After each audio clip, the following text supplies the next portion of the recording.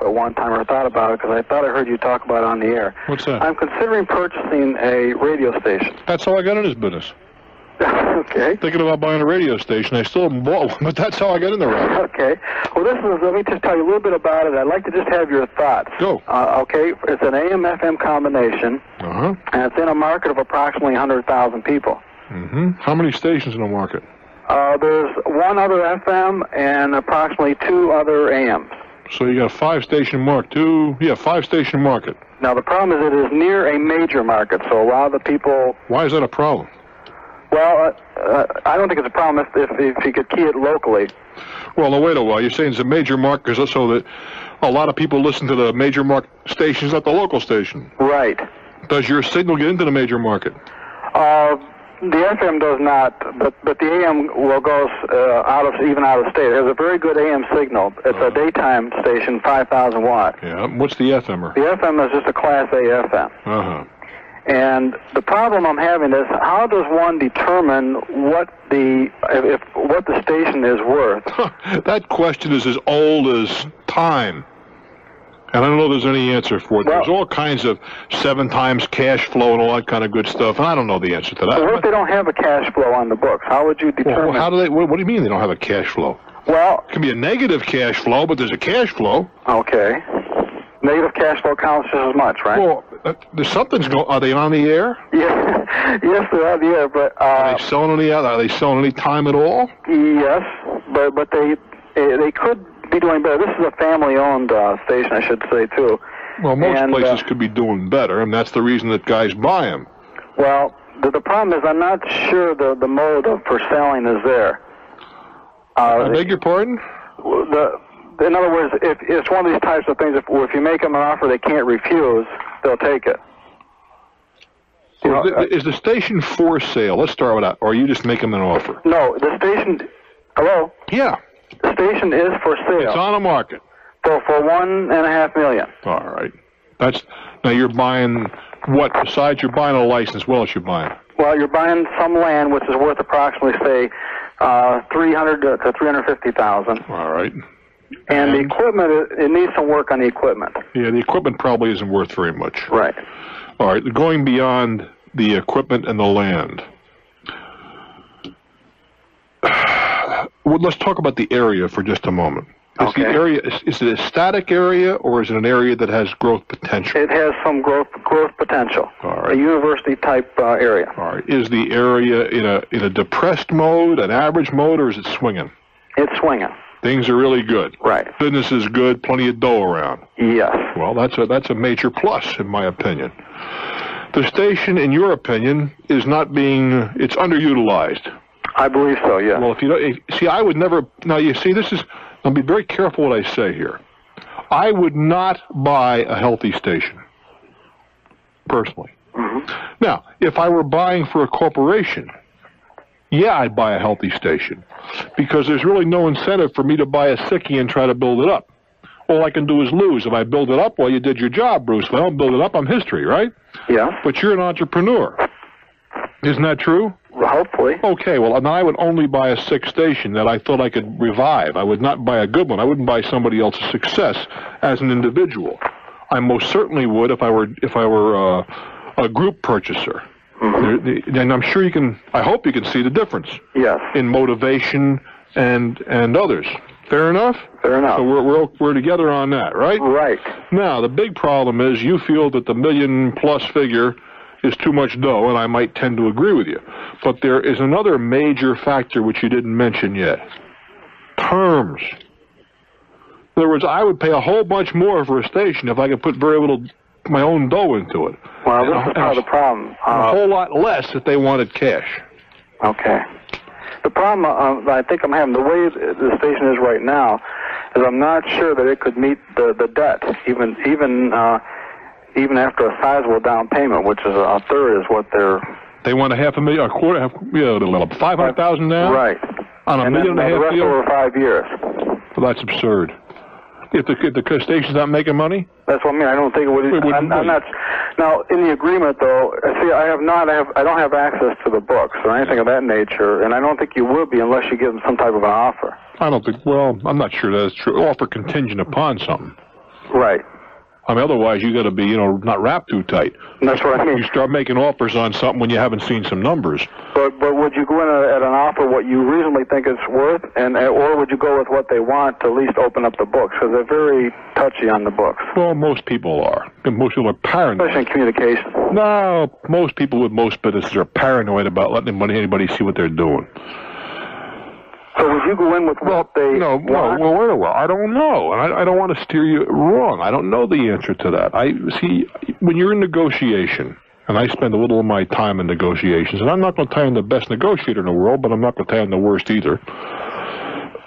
You got to get a feel for the people you're dealing with, and you get that by that personal eyeball contact as to what will best work with them. Now, let's start out with a premise before you and I part company here. If they're asking $1.5 million, they'll probably you can buy it for less.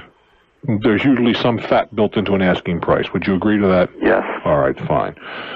There may or may not be a media broker involved here. Is there?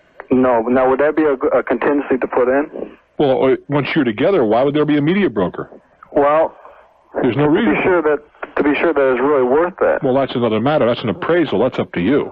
Okay. We're talking about so you're talking about just a broker, right? A broker, right. So there's no broker, so we don't have to talk about shared commissions and a whole bunch of other things. The real asset of the real estate, that's a given. We don't have to worry about that. It's what is the license worth, what is the potential of this enterprise. Now, are you a broadcaster? No. Never been in the business before? No, except in college a little bit. Well, you've never been in the business before. No. Now, I'd want to get hold of a real pro, and that doesn't necessarily mean one of the name consultants either. But I want somebody who's been around this racket for a while to take a look at the marketplace, take a look at the format. Is a format change required? They've changed that considerably in the past year. Well, that can be a problem, too, because radio takes a while to build. I get very impatient with programmers who, one book and a program doesn't do well, they blow it away. It takes time to build up an audience. Radio is a consistent item. Our show is doing very nicely, but we didn't do nicely at every market the first book, and the guys that hung in there with us, for the most part, are happy. What I'm saying is you got to be in a position to hang in without blowing our own horn. Grant Tinker for NBC television, right? Right. He hung in with shows like Hill Street Blues. Didn't blow them out after 13 weeks. And suddenly they became very substantial properties, didn't they? Right. Where some other guys blew away shows after 13. Look at what they did to Star Trek years ago. Didn't make $1 million right away, blow it out. So you've got to be consistent with format. But I get myself, you're going to need a manager anyway. Right. You might want to get a good manager as a partner. Okay. And you can look in Broadcast Magazine or advertise in Broadcast for somebody and then spell out the deal. Now, those appraisers that are listed in those magazines, would one of them know how to appraise in this locale? Well, there's not a question of know-how, because there's many ways to appraise. They can give you a feel for what's going on, but you've put your finger on a big thing, and I must leave you. Okay. You got to be able to service the debt. Right. There's got to be some reasonable expectation of paying your bills. And the books will tell us that. Well, they're going to tell you some things, but I'll tell you, paying $1 million off in 5 years without any interest alone, that's $200,000 a year. Yeah. That's $4,000 a week, and that's discounting interest. Mm-hmm. On a small station. Let me tell you something. That will be a backbreaker. That's what I thought. I wanted from you. A backbreaker. I would want longer terms of some kind. Okay. Thanks a lot, Bruce. I wish you all good luck with it, my friend. Let me know how it comes down. Okay. I'm Bruce Williams. Agree or disagree? That's what this whole thing is about. This is TalkNet. Shreveport, Louisiana. Let's get it on. I'm Bruce Williams. Hi, Bruce. It's good to talk to you. Well, I'm pleased that you called. I need some legal advice. Well, I'm not an attorney, dear. Well, you might could help me out. I'll give it my best shot. Just understand that you're just talking to a friend, not a lawyer. Okay. Listen, somebody very close to our family has been accused of child sexual abuse. My goodness. They did not do it. How do you know that? We just know that. How? because they're not this type of person. Well, you know, see, we're going to go on in a minute, but that's just not a good answer. Every time somebody gets murdered, the television cameras zero in on the neighbors, and oh, he was so quiet. I mean, he didn't beat his wife, and he took good care of his mother and petted all the dogs. He wasn't that type of person, and he killed 5 people. So I know, but the person that's accusing him has tried to accuse others before. All right, well, let's talk about that. How you said child. How old is this child? I do not know. I mean, 3 years old, or we talk about teenager? We talk about a preschooler, or what? The child is, I think, a preschooler. And this child has made these accusations about others? No, the mother made the accusation. Ah. Not the child, the mother did. Okay, now, what relationship did this person have, or exposure to, and obviously, no pun intended, what exposure to this child existed? I mean, is this a babysitter or a relative? Yes, this person was keeping the child to babysit for the mother. And the mother has turned on the person now. Mm-hmm. Why is that? Do you know? No, I really don't. Seemingly, there's been trouble with other people like this before. I'm not sure what you mean. In other words, the mother has made these accusations about others? Yes, sir. Mm-hmm. Why? I don't know. She's looking for something. We don't know if she's trying to get money or what. Is we have a male or female child? I believe it was a female child. And the person being accused? A male. All right. This mother complained to what? Made a criminal charge? Made a criminal complaint against him? Yes. How old is this guy? I believe he's 25. Okay. I mean, well into adulthood is what I'm getting at. Yes. Married, single? He's married, has children. All right. Has there ever been an allegation of any kind against him before?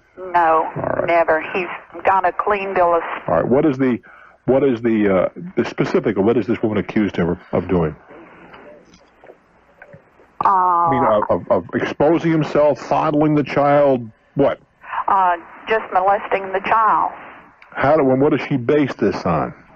When she made the accusation, she had to say, my child says, or I witnessed, or somebody else witnessed, or whatever. What is she hanging her hat on?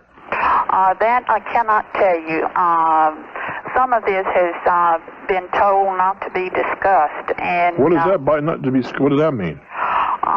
Well, their lawyers have told them not to discuss it, but I don't know. To me, something could be done, but seemingly she has just pinned this on this individual, and they're just sunk, is the way we see it. Well, it takes more than just an accusation to get a conviction, particularly in things of this nature. Isn't that true? You mentioned a lawyer. Your friend has an attorney. Is that correct? Yes. And what does the attorney say about this whole thing? I do not know all that the attorney has said, only that he did not want the individuals to talk a whole bunch about it. Well, that I can understand, because you can only hurt yourself by shooting your mouth off. I think they got good advice in that regard. Is it going to trial? Yes, he will be going to trial. When? I do not know. Well, the only thing that you can do as a concerned friend is to give him all the moral support in the world now. Let him know that somebody cares and whatever. If he does need, and he will need, character witnesses, try to provide those. And let's face it, the character witnesses, it's one thing for Mary Jones to go in there and testify this is a nice guy and would never do this.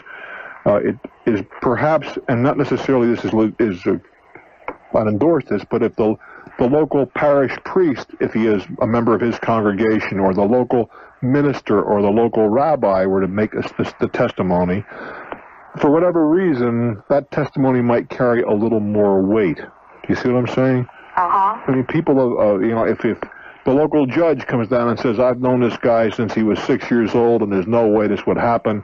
If some others would tell me, he's taken care of my child for and there's never been even a hint of this sort of thing, those are the kinds of character witnesses I'm certain his attorney would like to, at the very least, interview. If it comes down to that. Because, see, when you boil this whole thing down, what are we talking about? We're talking about one word, credibility. Who are we going to believe? We're going to believe the accuser or the accused. And the more people, it would be difficult for me to see, unless there's something you're not telling me, or don't, and I don't mean that you wouldn't tell me, but you don't know. Well, see, he was keeping these children with his own children. So what I'm getting at is that it would seem to me that the state's case in this instance is rather weak, unless there are other witnesses or alleged witnesses that you're not aware of. But without that, all we got is one woman's testimony based on what? And we don't even know that. That her daughter said something, or that one of the other kids said something. It's a difficult climate to deal in. But moral support would be the greatest thing you can give this guy. I wish you well. I'm Bruce Williams for TalkNet. I know the feeling, the fall board, the winter board, the whole business. Right, and at the end of every month you dread, the next month, because you think, what are you going to put up next? How long have you taught? 13 years. You don't have the same one every month? Well, yeah, come on, shame the devil. Not unless your principal comes in and says, no, I don't mean that. And it's July, No, I don't mean that. I mean, you got your October board that you stick up every October kind of thing. Right. Yeah, well, until it gets, lose some of the pieces and all this. Well, that's it. Oh, well, at least the idea. Anyhow. But anyway, I have finally developed something, I feel, and I'm going to market it, it will only take seconds to put up, or minutes rather, 1 or 2 minutes at the most, and also easy to store and so forth. And I've developed, it's just a series of many displays that I have that will be, that's basically what it is. And I'm going to start out by, I am going to market it because that's the second problem I have. But, pardon? How? Well, I've found a company in this area who will manufacture this. Yeah.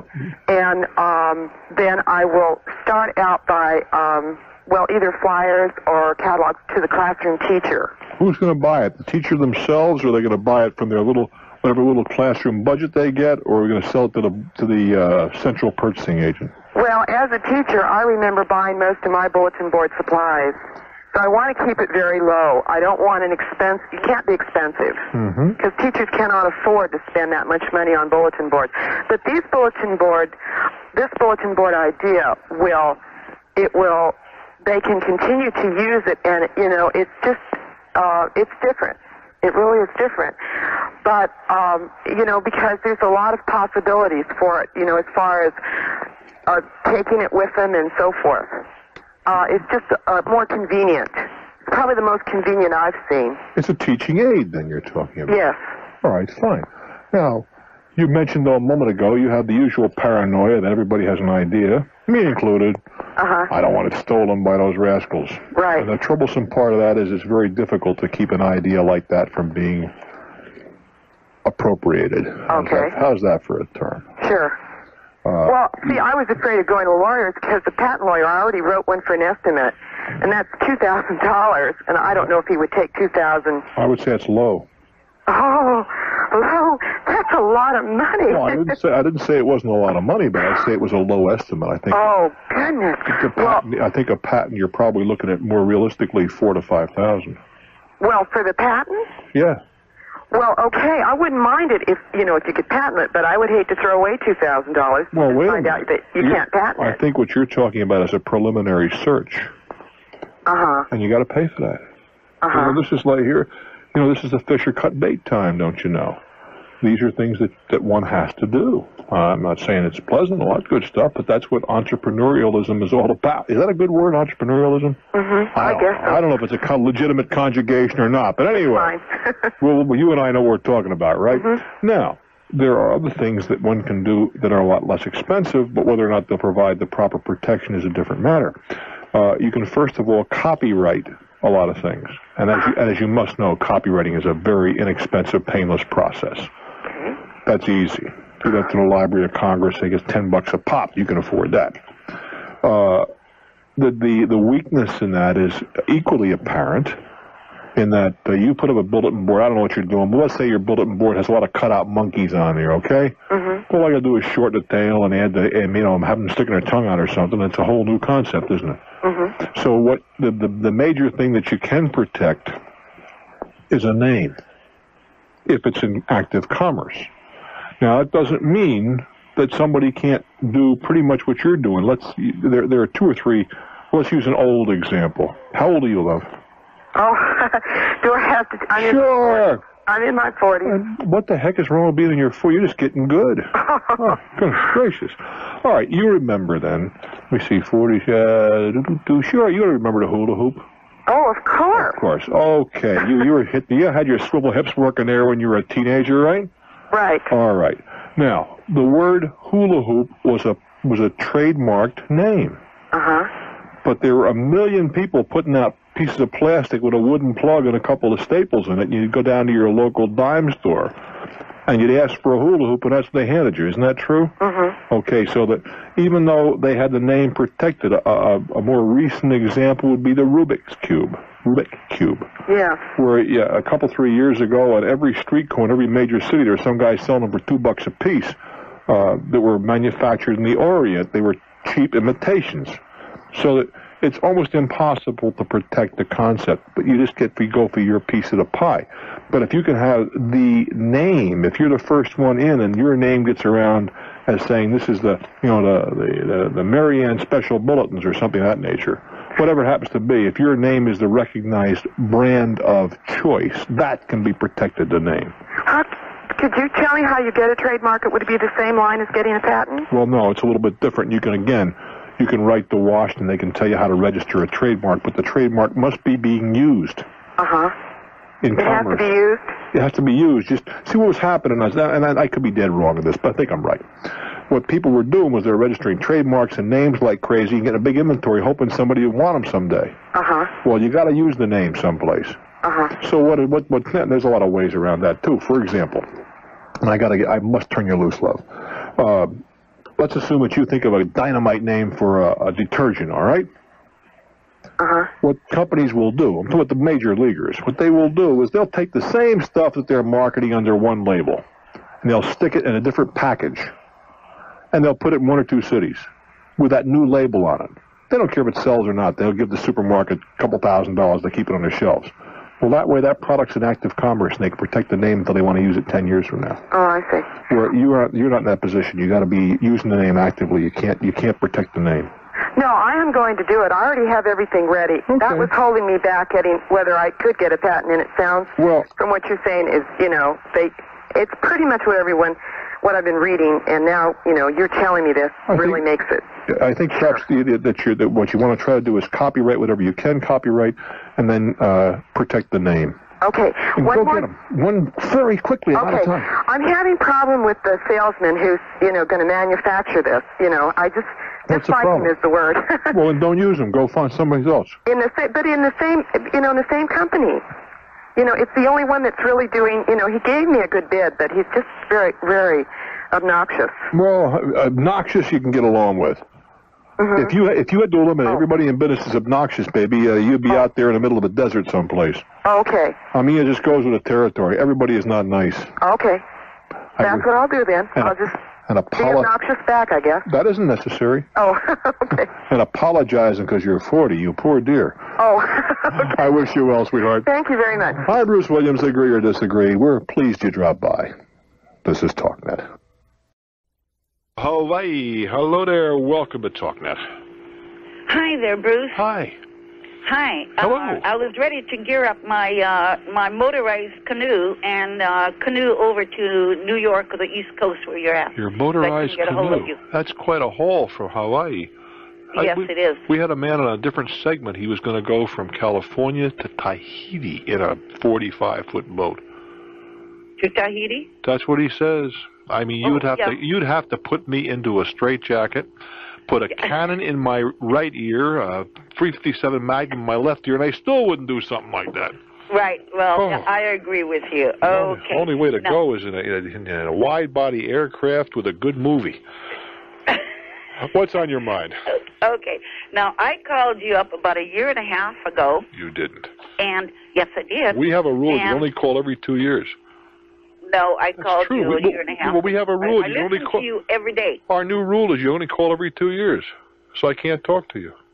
Well, yeah. Well, we only had a talk station here 2 years ago. Okay. You know. Go ahead, dear. Okay. Well, I called you up about a year and a half ago, and I mentioned to you that I had an idea about putting a design in the present coin wrappers that would make it easier to open instead of hitting it against the register or against a counter, like I'm sure you've seen in. Oh, I've done it myself many times. Okay. Now, so I designed this, and I called you last year and a half ago, like I said, and I mentioned it to you. Mm-hmm. And so anyway, well, I did file a patent for it in the U.S. Patent Office, including Taiwan. Mm-hmm. Okay. I am looking for an international patent also, but it would take me a year. I can do it within a year and patent it to, all these other big countries and whatever. Okay. Okay. Now, the thing is this here. I want you to tell me what you think of this idea that I have. Okay. Reverse marketing. Okay. Reverse marketing. What is Reverse marketing. Yes. What okay. does that mean? Okay, I'll explain it to you. I had called up several restaurants, convenience stores, supermarkets here that open these wrappers every single day. Okay. And they tell me, oh, yes, if you can come up with an idea that we can, with a wrapper that we can just open it without having to hit it against the register or the counter, we'd love to see it. Okay.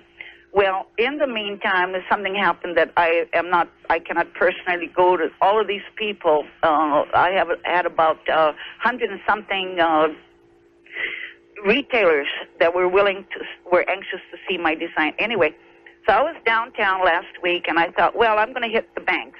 So I went to the banks and demonstrated my coin wrapper. Okay, they loved the concept of it. They loved the idea, but they said, beg your pardon? At what level did you talk? Are you talking to officers of the banks?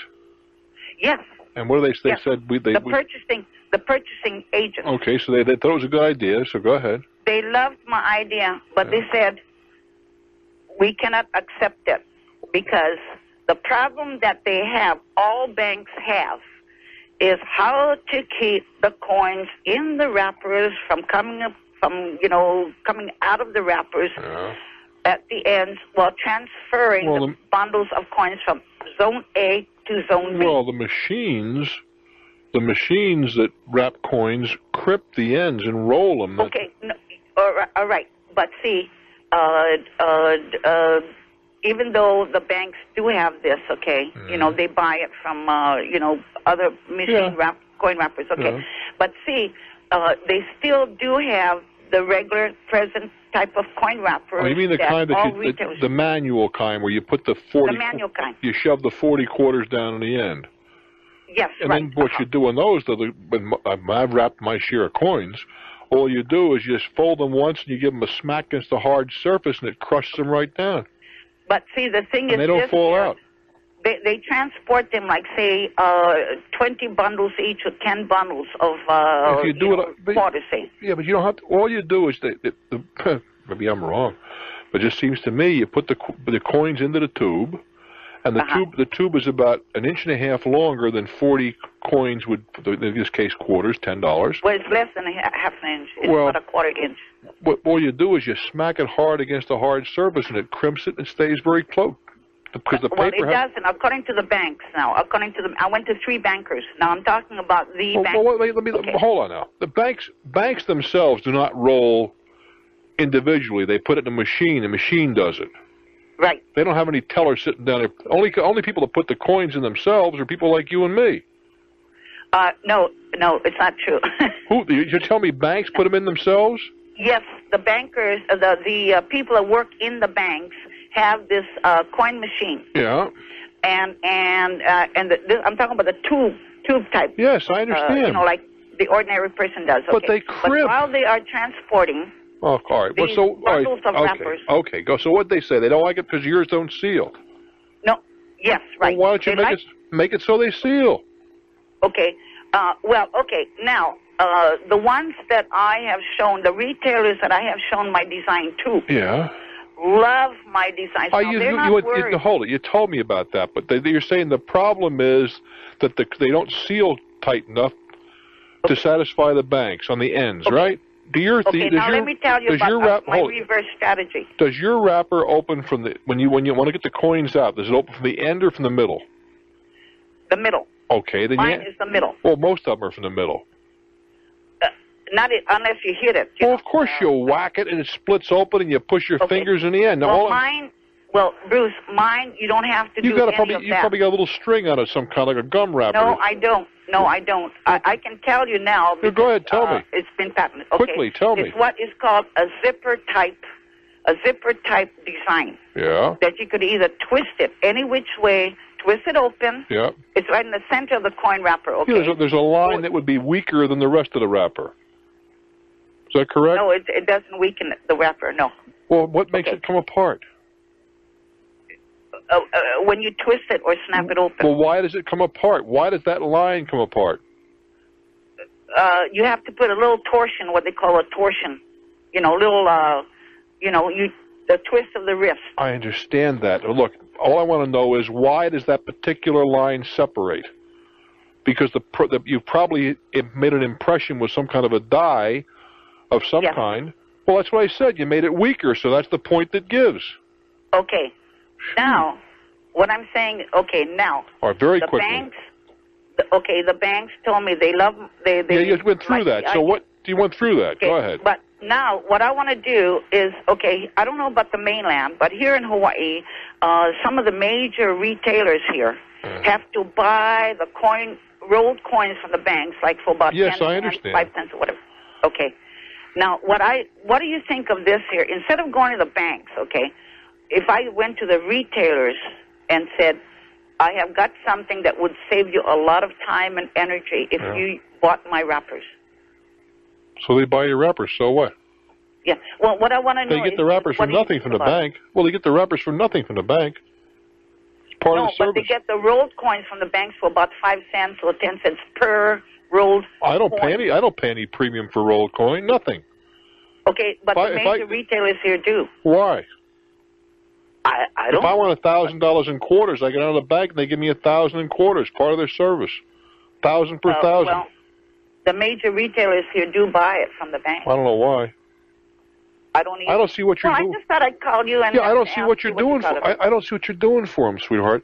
It looks to me like what you try to do is overcome the bank's objection by finding a way to have your ends seal up. Now, it might be by on the end of your coin wrapper, having the wrappers impregnated with some kind of an adhesive, so when you smacked it, as you do when you seal these things, the adhesive would keep it smacked, so it would stay together and it would overcome the bank's objection to your wrapper. But if you're going to make this thing fly, you're going to have to persuade the banks to buy from you. You're not going to sell enough to a retailer to make it worthwhile. The banks are the places that are going to have to become your... And let's face it, they buy those tubes from somebody. Why not you? I never had a problem opening them, to tell you the truth. I mean, I've seen people. She's right. I've been in supermarkets, whatever, and there's some stoop behind a counter trying to pry the end off and wants to very carefully pour the coin in. All you do is palm it, whack it one time, and split it and put your fingers through. It's all one motion. I don't see what the problem is. It looks to me like it ain't broken. Why are we fixing it? But on the other hand, I have witnessed people who for some reason seem to feel you have to open them from the ends and pour them in. Good luck. I'm Bruce Williams. You got TalkNet. Syracuse, hello there. Welcome to TalkNet. Hi, Bruce. Hello. I like the program. I listen to it all the time. Thank you. I have a little problem. The apartment complex where I live changed hands about a year ago. Uh-huh. And the complex, or their management in New York City, put all of our security deposits in a bank. You mean the new management or the old management? New management. Okay, that's customary. I'm no problem on that one. But they have my Social Security number wrong. All right. And I've been talking to my management, and I've been talking to the bank, and they won't change it. Well, the only reason the Social Security number's on there is so they can report the interest to the government. Right. Well, that's not a big deal from your point of view. Well, I'm afraid when I get ready to move out, if I do. Are you getting your interest checks every year? I'm sorry, I didn't get... Are you getting your interest from them every year? Yes, I am. Oh, don't worry about it. Oh, okay. Don't sweat it. The reason they want the Social Security, the reason they have to have it, is they have to send a 1099. Right. Which shows the interest you're getting paid. Don't sweat it. Oh, okay, then. The bank should change it for you. It's their responsibility. If you notify the bank, when you get your check, you'll know where the money is. If you don't already know, you notify the bank. They should change it for you. Right, I have been trying to, but nobody has changed it. Don't get an ulcer. Okay, then. Thank you very much. You're welcome. Okay, thanks. Bye. Ann Arbor, Michigan. Hello. Hello, Bruce. Hi. I listen to you on the way home from work most of the time. Uh-huh. And I'm thinking about going into business for myself. Well, that's the great American dream. You have to raise your voice just a little bit, though. Okay, is this better? That's fine. Yeah. Well, I've got these two little men on my shoulders. One says go for it, and the other says, whoa, boy. Well, what's on the merits or on the emotions? Well, well, here's the thing. It's an existing business, Bruce. It's a franchise quick printing business. Okay. It's located in another state it's in Ohio. I'm calling from Michigan. How did you happen to find this place, and are you amenable to moving to Ohio? Yes, I am. I'm single. I live in an apartment. Although I like where I'm living, I can't go. Well, but why not if you like where you're living, why not find one in Syracuse? I'm confident they're around. I'm not in. Or I'm sorry, in Ann Arbor. I'm in Ann Arbor. Why right. not find one? What's the big deal? I mean, if you want to move, great. But I'm confident you can find a business opportunity in Ann Arbor. Well, probably so. Well, the reason, I guess, is that this is a new business that was failing. All right. The guy started 10 months ago. He's bankrupt. Huh. And you're going to do some bottom fishing, huh? Yeah, that's the sort of thing, And although I'm technically oriented, I don't have printing experience. Well, what makes you believe you can salvage something from this? Well, maybe you can, but I want to know what makes you believe that. Yeah, it's the place is in the downtown section. There's a lot of businesses there that he has not tapped. He hasn't gone out and beat the bushes. I think that's what he has to do. But you're telling me he hasn't put the effort forward. Well, that's what he tells me. Now, what is he I get a lot of mixed signals, Bruce. What is it he tells you? Pardon me? What is it he tells you? He tells me, number one, he hasn't really gone out and beat the bushes. He's done it a little bit, but he hasn't. He has not gone out. He's gone to customers, and if he gets a bite, great, but if he doesn't try again. I tried to get his books. Yeah. I wanted to talk to him and say, well, how much are you getting in? Well, this is what really backed me off. He says, I don't have any books. I don't keep books. Take a hike. Pretty much it, eh? Unless you get it can you really steal it? That's it. See, I'm not really sure because this is a new venture for me. Hold on. Let's start off. Well, in that case, you're in deep trouble because you don't have enough. You don't even want questions to ask. That's right. That's why I was calling you. Well, first thing you got to find out is what you're buying. Basically, is equipment. You're not buying any business. That's right. Well, find out what that equipment is worth. I know what that's worth. That's worth right now. It's worth approximately $45,000. That's new. That's 10 months old equipment. Yeah, but where'd the $45,000 number come from? That's what he owes right now. That doesn't make it worth that. Uh-huh. It doesn't make it worth it at all. Uh-huh. I want to know what that equipment is worth. How should I find that out? You start calling equipment places. I see. You say, I want to buy a collator. And you know what kind of a collator he has. Find out what you have to pay for it. Uh-huh. It doesn't require a rocket scientist. And what the depreciation of it was over that 10 months. You don't care about that. That's not material. What you want to know is what is it worth today. I see. And the way to find out is to go out and try to buy the stuff. Because that's all you're buying is equipment, nothing else. And pardon? I'm sorry. And then if there's any other money involved here, I shouldn't even think about it. Oh, I want to buy the equipment at a discount. Are you kidding me? I wouldn't pay what it's worth. I want to buy it at maybe 3/4 what it's worth, half what it's worth. But when you're bottom fishing, unless you get bargains, you don't buy. I see. There's no business here. The guy's gone down a toilet. Now, it may be because he's inept. Maybe because he didn't work hard at it. I don't know the answer to all those things. But I do know this, that it's an assets-only deal, and the only assets is the hard goods. If he owes 45, it probably isn't worth 30. And tell you the truth, since you don't know anything about this business, all right? Yes. I think you'd be far better advised to go buy something that's reasonably profitable and pay for the profitability rather than trying to go out. If you told me I'm an experienced printer and I know this business and I can resuscitate this thing, that would be a different matter. Good luck, kid. I'm Bruce Williams. This is Talk. Indianapolis, Indiana. Hello there. Welcome to TalkNet. Hi, Bruce.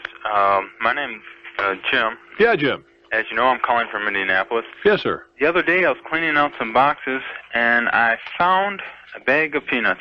A bag of peanuts. Well, yes. And if you're an elephant, I suppose that's a big find. Yes, but I was wondering, maybe it's an even bigger one. On it says, don't forget to vote Jimmy Carter for president, Walter Mondale for vice president, and Don Regal for U.S. Senator. And it was distributed by the Michigan UAW CAP for UAW members and the family. Piece of election memorabilia. Right. Yeah. There was an article in the Wall Street Journal in the last week or 10 days, and I just can't pinpoint any better than that, and I apologize, that had to do with the value of election memorabilia. And basically, it ain't. What? Basically, it ain't. No value? Well, there's so much of this debris is produced that most of it has little value. There is, and it went on to talk about a couple of museums that, that are the biggest collectors of these things. And I forgot, one of the real captains of industry, and I forget who it was, or I'd mentioned his name, had agents all over the country for years just collecting this stuff. Right. And certain things do have some value without question, but on balance, most of the recent stuff just has no value. So maybe I should sit on these and see if they grow? I mean, it's the kind of thing you hang on to, but I don't think that you're going to find it has any great value. But I would go down the library and take a look at the article I'm talking about. It was certainly the last week or 10 days. If memory serves me, it was the center article. Do you read the journal? Once in a while I do. Well, you know, the article in the middle is the center of the paper is usually the lighter of the three articles. Right. And there was one on the collection of election memorabilia. The biggest collection I've ever seen of that stuff, I saw some years ago in a private home of all places. Does the name Alf Landon mean anything to you? I can't say it does. Well, how old are you? 27. All right. Well, okay, we'll forgive you then. Although you know who Lincoln was, right? Yes. Well, you weren't there when he was alive either. Alf Landon ran for president on the Republican ticket in 1936. Up until Mondale, he was the biggest loser the country had ever seen. Mondale eclipsed him in terms of loss. But Alf Landon, he was also governor of Kansas, and a very wealthy guy, and radio station owner, as a matter of fact, and also a lot of money in oil. I was invited to his home not too long. In fact, his daughter is now a U.S. senator. In any event, I was invited to his home, Nancy Castlebaum. I was invited to his home about 3 or 4 years ago. In the basement of his home, he had an incredible collection going back to Lincoln's time of buttons and banners and all this sort of thing. Of course, heavily skewed toward the 36 election where he was the candidate. Right. But there was quite a collection. I've often wondered ultimately how that'll be disposed of, because it was in a private home, and not many people have the privilege of seeing it. I was fortunate enough to be invited to see it. But there is a lot of this stuff around, and apparently there may be a rare piece or two worth a lot of money, but most of it's just kind of nice to have, but not worth much. Oh, okay then. Sorry about that. Well, thank you for your time. Take good care, my friend. Yeah, well. Binghamton, New York, your turn on TalkNet. Welcome. Yes, hello, Mr. Williams. Hi. How are you tonight? I received a traffic violation for turning right on a red light. Hello? Yeah, right turn on red. Yes, and as I say, I made the improper turn, and I was ticketed by the local village policeman. Well, can you not make a right turn on red is universal in this country unless posted otherwise? Well, that's it. It was posted, okay, but the signs that they used for posting were incorrectly placed. All right. And I have already, unfortunately, pleaded guilty and paid the fine. You see, now what? How did you come to find out they were incorrectly placed? Okay, a friend that I have works for the department, New York State Department of Transportation, for the Traffic and Safety Division, and of course they are responsible for signing traffic lights and so on and so forth. Uh-huh. And I explained the situation to him, and he read from their various articles, rules and articles, that at that particular red light, the no turn on red sign was in the incorrect position. Now, I'm just wondering, do you think I can appeal the situation? And it was like a $50 fine plus a $10 surcharge. I doubt seriously if it's going to pay you to go back. Well, oftentimes you can use that word in quotation marks, violations, and certainly in many jurisdictions, such as yours, because the signs were improperly placed. Many communities put up stop signs, for example, and in certainly in not, I'm going to say most, but I think it would be appropriate. Most places, a community just can't put up a sign. They have to get approval from either the county, the state, or something of that nature. Right. And you go out and find that the appropriate ordinances weren't passed, the appropriate work wasn't done, and you can be relieved of the responsibility of the violation. Yeah. Before the fact, that probably makes sense. I think after the fact, it becomes entirely too complicated. All right, so you don't think I should press the fact and ask for an appeal? Well, you can do as you wish. You ask me, will I do it? No. I would have done it beforehand. Well, the situation is, if I am stopped again and ticketed, the clerk at the village court said it's a $100 fine and additional points on the license. Uh-huh. And she was going to, I spoke with the clerk like 3 or 4 days ago, and the judge was not in. She was going to ask the judge if an appeal can be made, and I haven't heard from her yet, but within a day or two I'm going to call back again. When did you get the ticket? When did you pay it? I paid it on 8/17 of last month. Well, because there may be also a statutory period. Yes, well, that's why I determined probably 30 days. Yeah, I determined the signs were incorrectly placed after I had. Well, no, you made that clear, but there still may be a statutory period where appeals are proper. Yeah. You're asking me, I wouldn't bother, but that's up to you. Well, I'm a salesman. I do a lot of driving, so I just do not have the points. I hear you. Well, you write to the judge and inform and see what he says. I think that's what I'm going to do. There you go. I'm going to give it a shot. Good luck. Yeah, thank you. I'm Bruce Williams. Stick around for more. This is TalkNet. All righty, we go to Palm Springs, California. Hello there. Hi, Bruce. How are you? I am very well, thank you. Enjoy your show tremendously. Thank you, sir. It sounds like you're on a mobile phone. Well, I am. In fact, I'm out on the patio enjoying this 106-degree temperature out here. Oh, but you're on a cordless phone, then. Yes, I am. Yeah, well, if you could kind of wander to a hard line, I'd appreciate it as we talk. Okay, Bruce. Go ahead. Bruce, I'm a recovering quad bypass heart surgery operation. I'm feeling super. The operation just happened a short while ago. Of course, getting home, received all our invoices, all the bills from the various doctors. While I was in the hospital, the doctors came in and they told me exactly what was going to be happening and so forth, and the hospital did the same thing. And everything worked out fine, except when I got home, I received an invoice from a surgeon that I didn't even know was going to take part in the operation. After I made some inquiries, I find out he was considered the backup surgeon. He submitted his invoice to me, which, of course, I turned over to the insurance company. The insurance company paid about 80% of his bill, leaving 20% for me to pay. Now, my question is, first of all, I didn't even know this man was going to be performing any kind of surgery on me. He never introduced himself at the beginning, and yet I received an invoice from him, and I'm not sure whether I'm really obligated to pay it. Let me ask you a question. Sure. You just had a heart problem, right? Right. Suppose your surgeon was right in the middle of the operation and he dropped dead.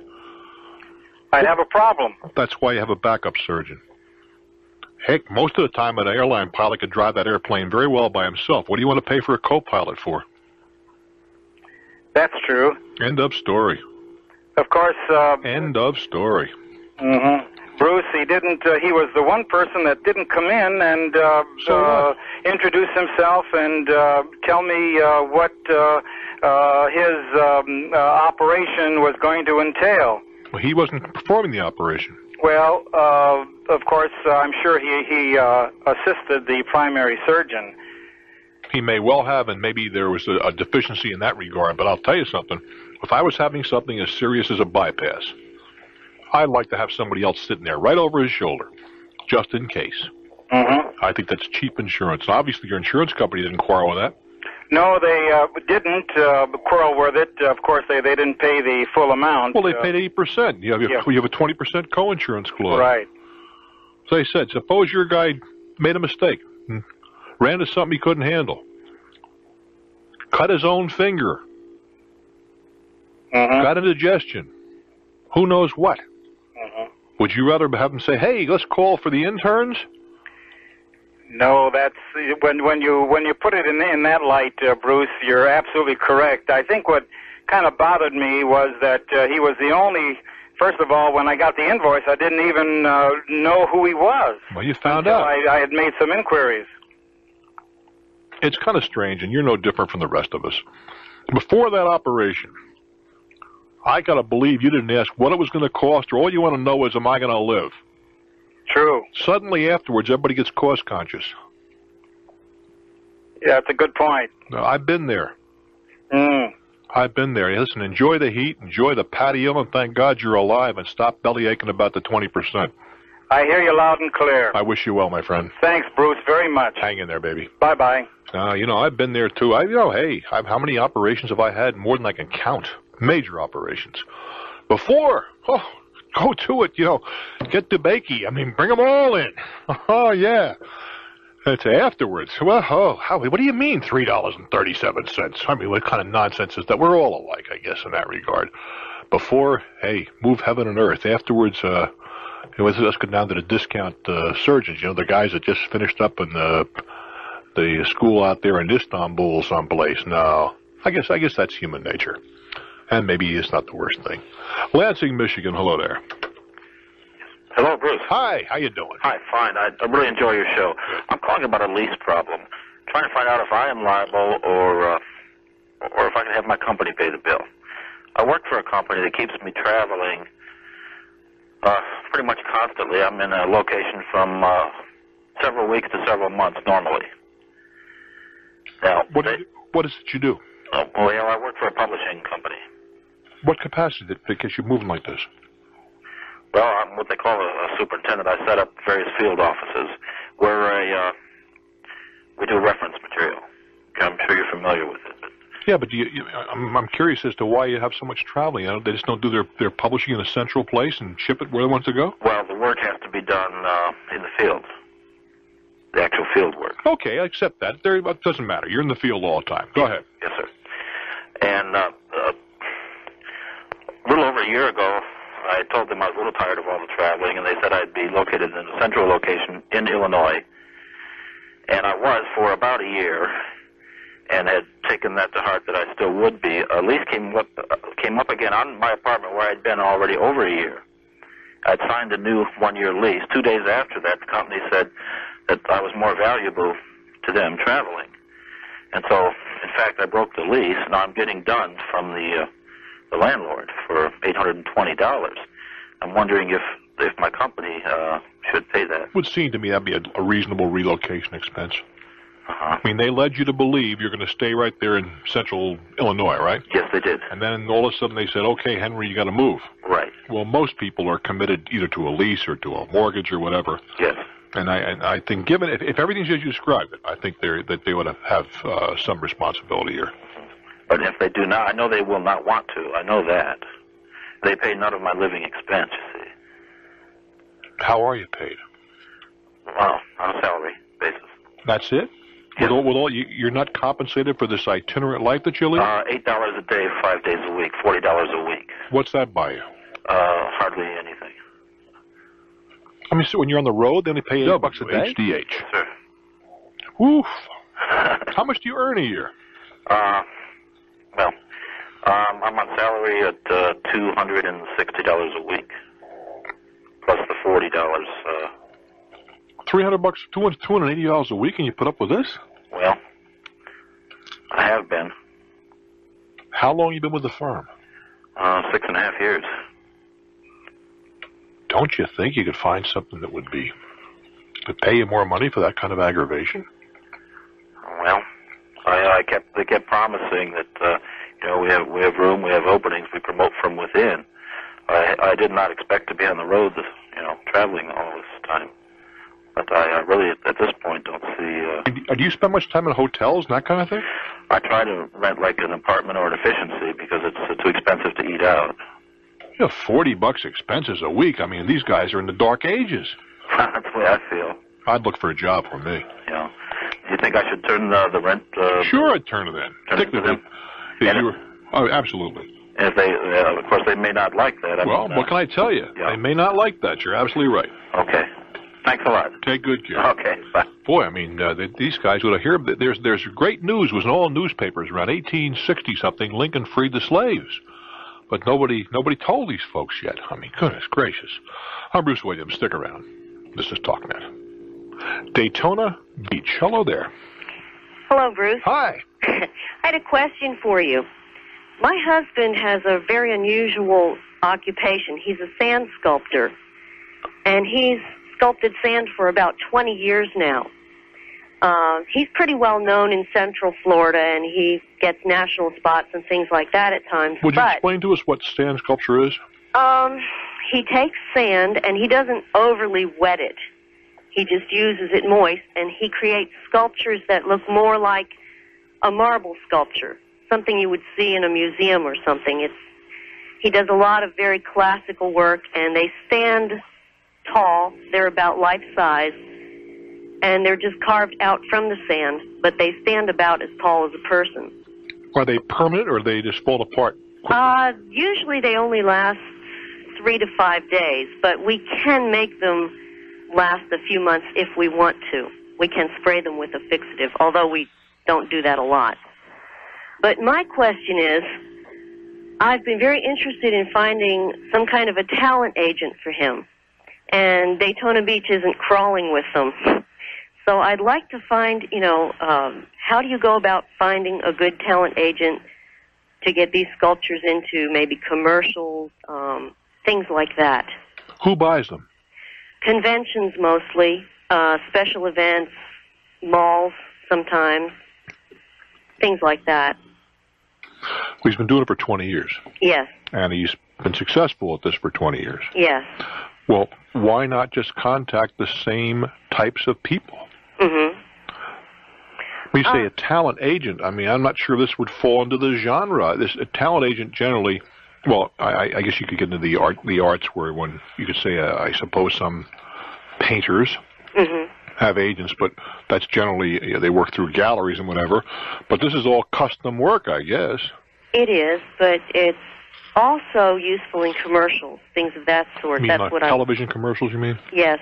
How many, if you did one, it's the kind of thing, if pick a company, Sears did a sand sculpture commercial, it's going to kill it for a while. It's so novel that, oh yeah, well somebody else did that. Right. As contrasted with there's dirt in the clothes, that's pretty pedestrian. Okay. I think you got it's a one-shotter every once in a while. Well, then about, I am interested in agents. In other words, we're tired of contacting these people by ourselves. We'd like to get agents, perhaps, then, that deal with conventions, things like that. Well, who books conventions? Yeah. Who does it? I'm asking you. Meeting planners. Well, maybe it's something else to be on their menu where they can get up an extra commission. Right. But what I was going to ask was, what is a good percentage for these people to get on a job? 15%, 20%? Depends how much they do for you. I see. If they don't arrange the whole job, if they just arrange part It would depend on what service they provide. There is no, and the other side of that is how much does it require to get them to do anything for you? Okay.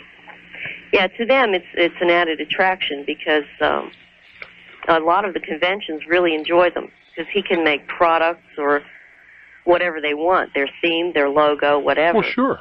But have you contacted every hotel certainly in southern Florida? No. And talk to the person who arranges for major events in that hotel. Okay. All right. I mean, that would just get you started right there. Yeah. You'd send a little kit off to them. Okay. There'll be some pictures in the kit. You give them a representative sampling of, for example, you did a detergent convention, and there's the box of whatever detergent in the sand. And the next one is a food convention, and so now you got hot dogs, hamburgers, and French fries, and so forth. Right. To give them an idea of what your husband's capable of doing. And then you go on to say that, of course, we recognize that this is going to require some of your time, and a commission will be paid on all of the events that you bring to our attention, and so forth. Okay. All right. Well, thank you. I hope it works out well. Thank you. Hi, Bruce Williams. Agree or disagree? We're so pleased you're here on TalkNet.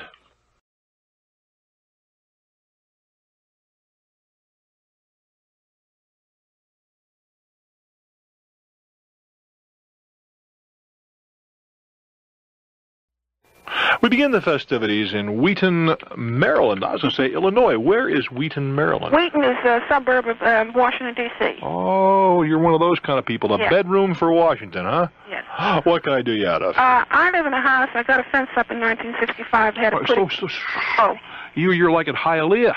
Yeah. Slow down. I had it put up in 1965. You had what put up to your fence? A fence. 2 inches in from my property line. 23 years ago. Yes. All right. And nobody trims around the perimeter of the fence but me. I have just paid $160 to have it done. Trims?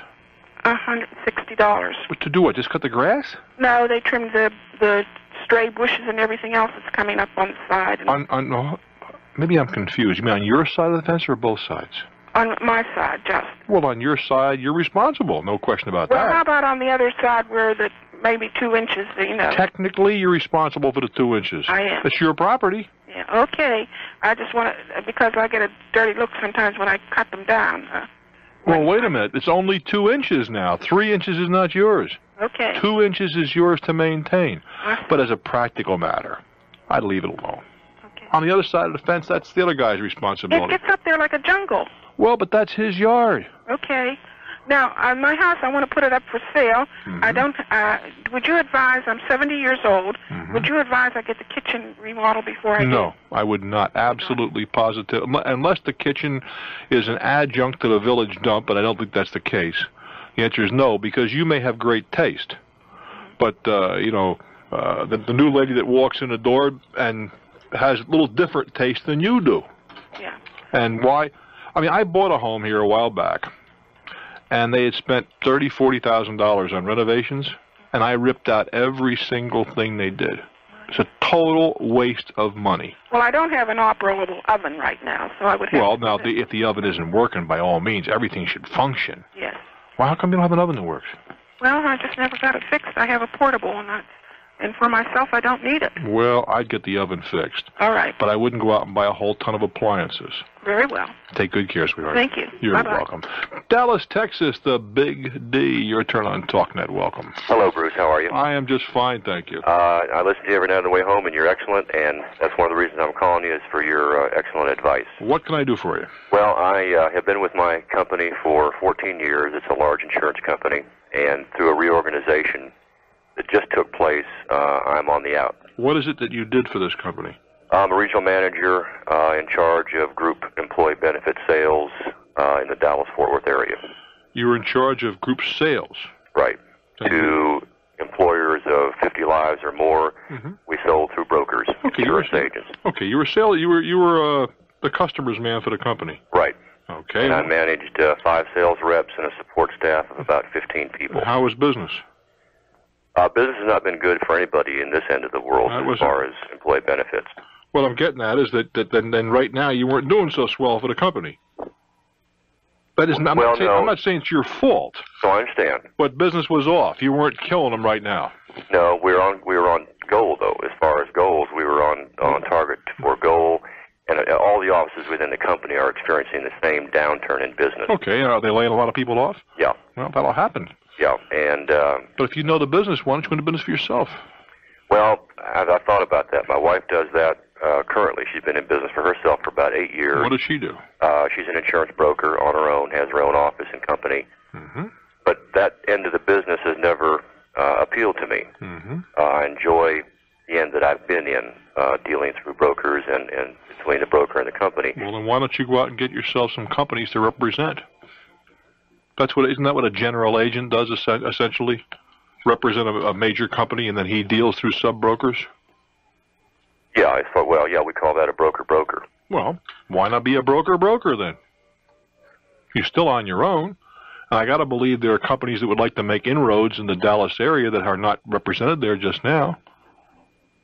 Well, that's a true possibility. I've not thought about that because I've dealt with brokers in my years. Mm-hmm. So I'm getting that as a chance of you finding a job, I think are going to be slim and none. Well, I've obviously been talking to some executive recruiters around the country, et cetera, and are working through them. And I've heard you talk before with people who have lost their job, and I was making some awful good money. And after 14 years... How old are you? 42. You were earning? $95,000. That's important, though. No question about that.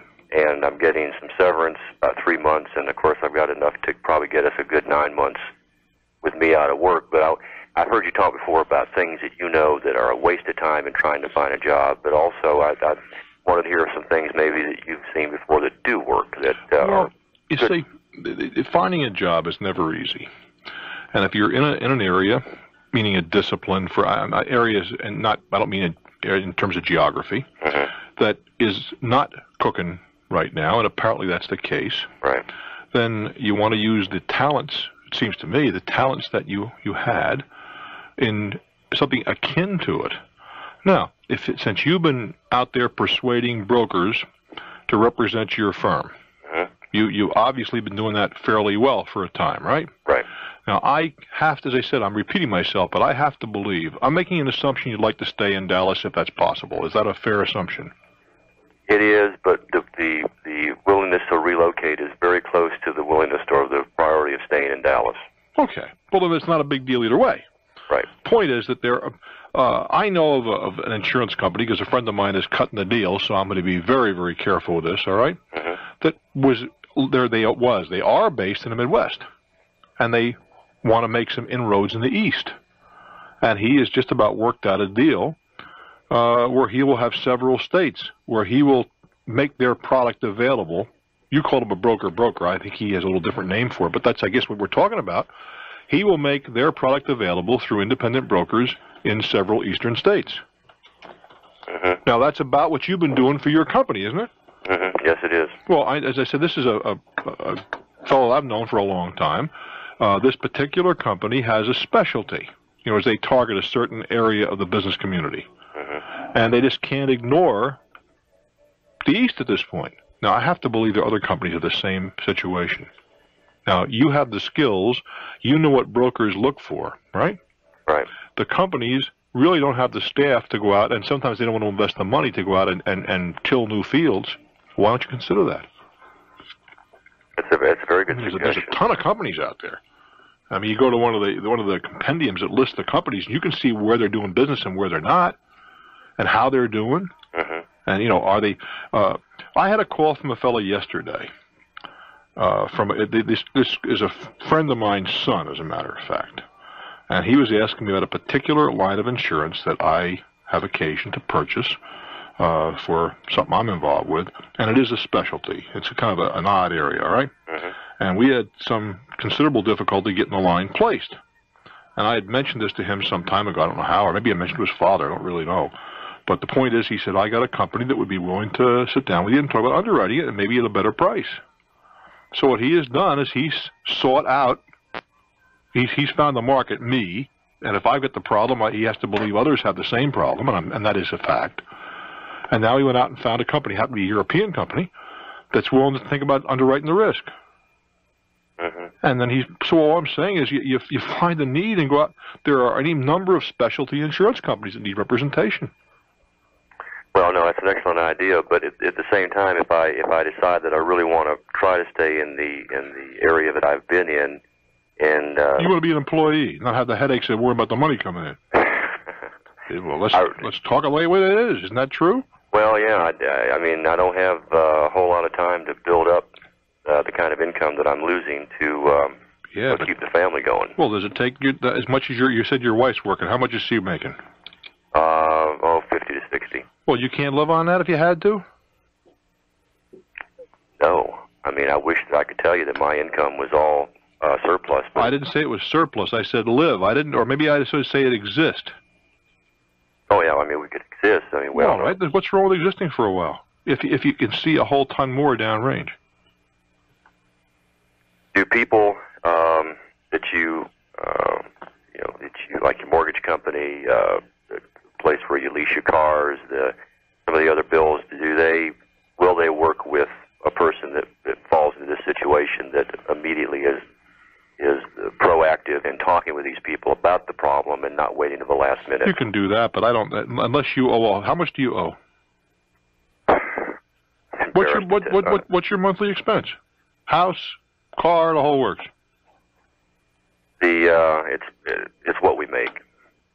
Not $150 a year, $3,000 a week. Well, I mean, before taxes, after taxes, etc. Our $2,000 a week, we'll say.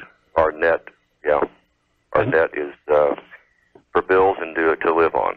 It costs you $2,000 a week. Mm-hmm. Well, I think we got to make some severe adjustments. I'd start making them right away. Yeah, we've already discussed the fact that is definitely a need that has to be addressed immediately. Does it really cost? I mean, are all those things necessary? They're nice. I mean, the kids go to private school, probably, right?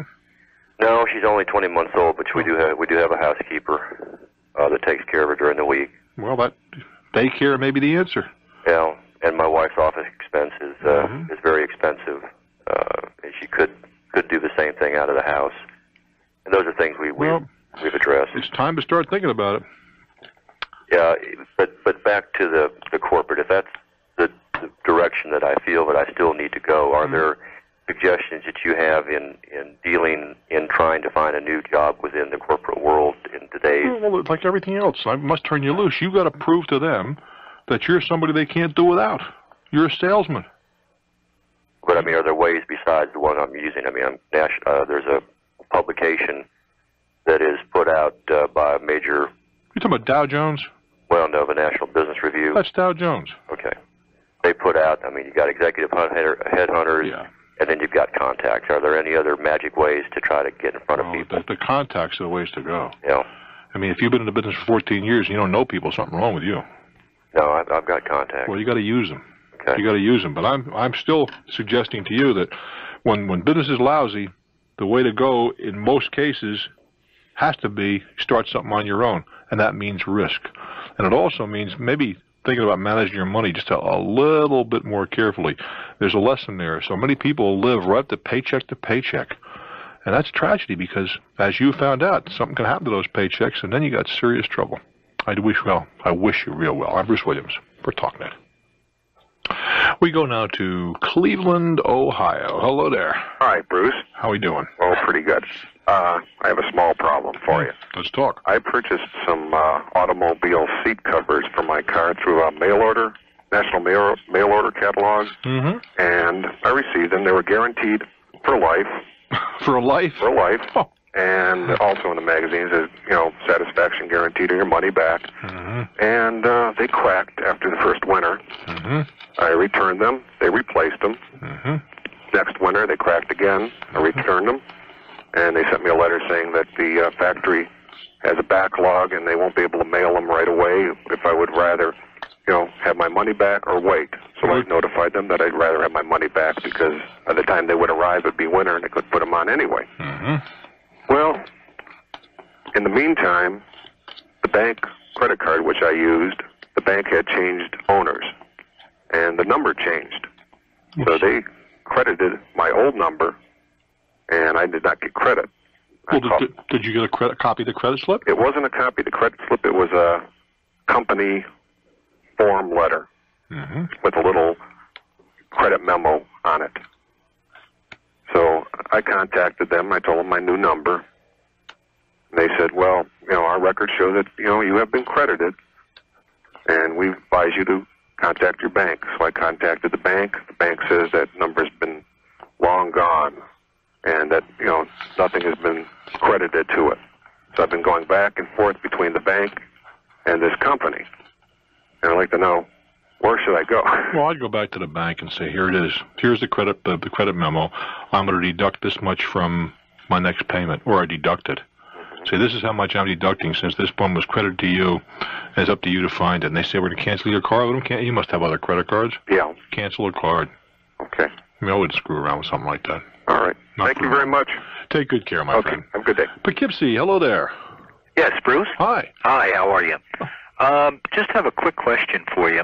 Actually, more advice than anything. My wife will be inheriting a home down in Florida. It's not a large home, but it was a comfortable home.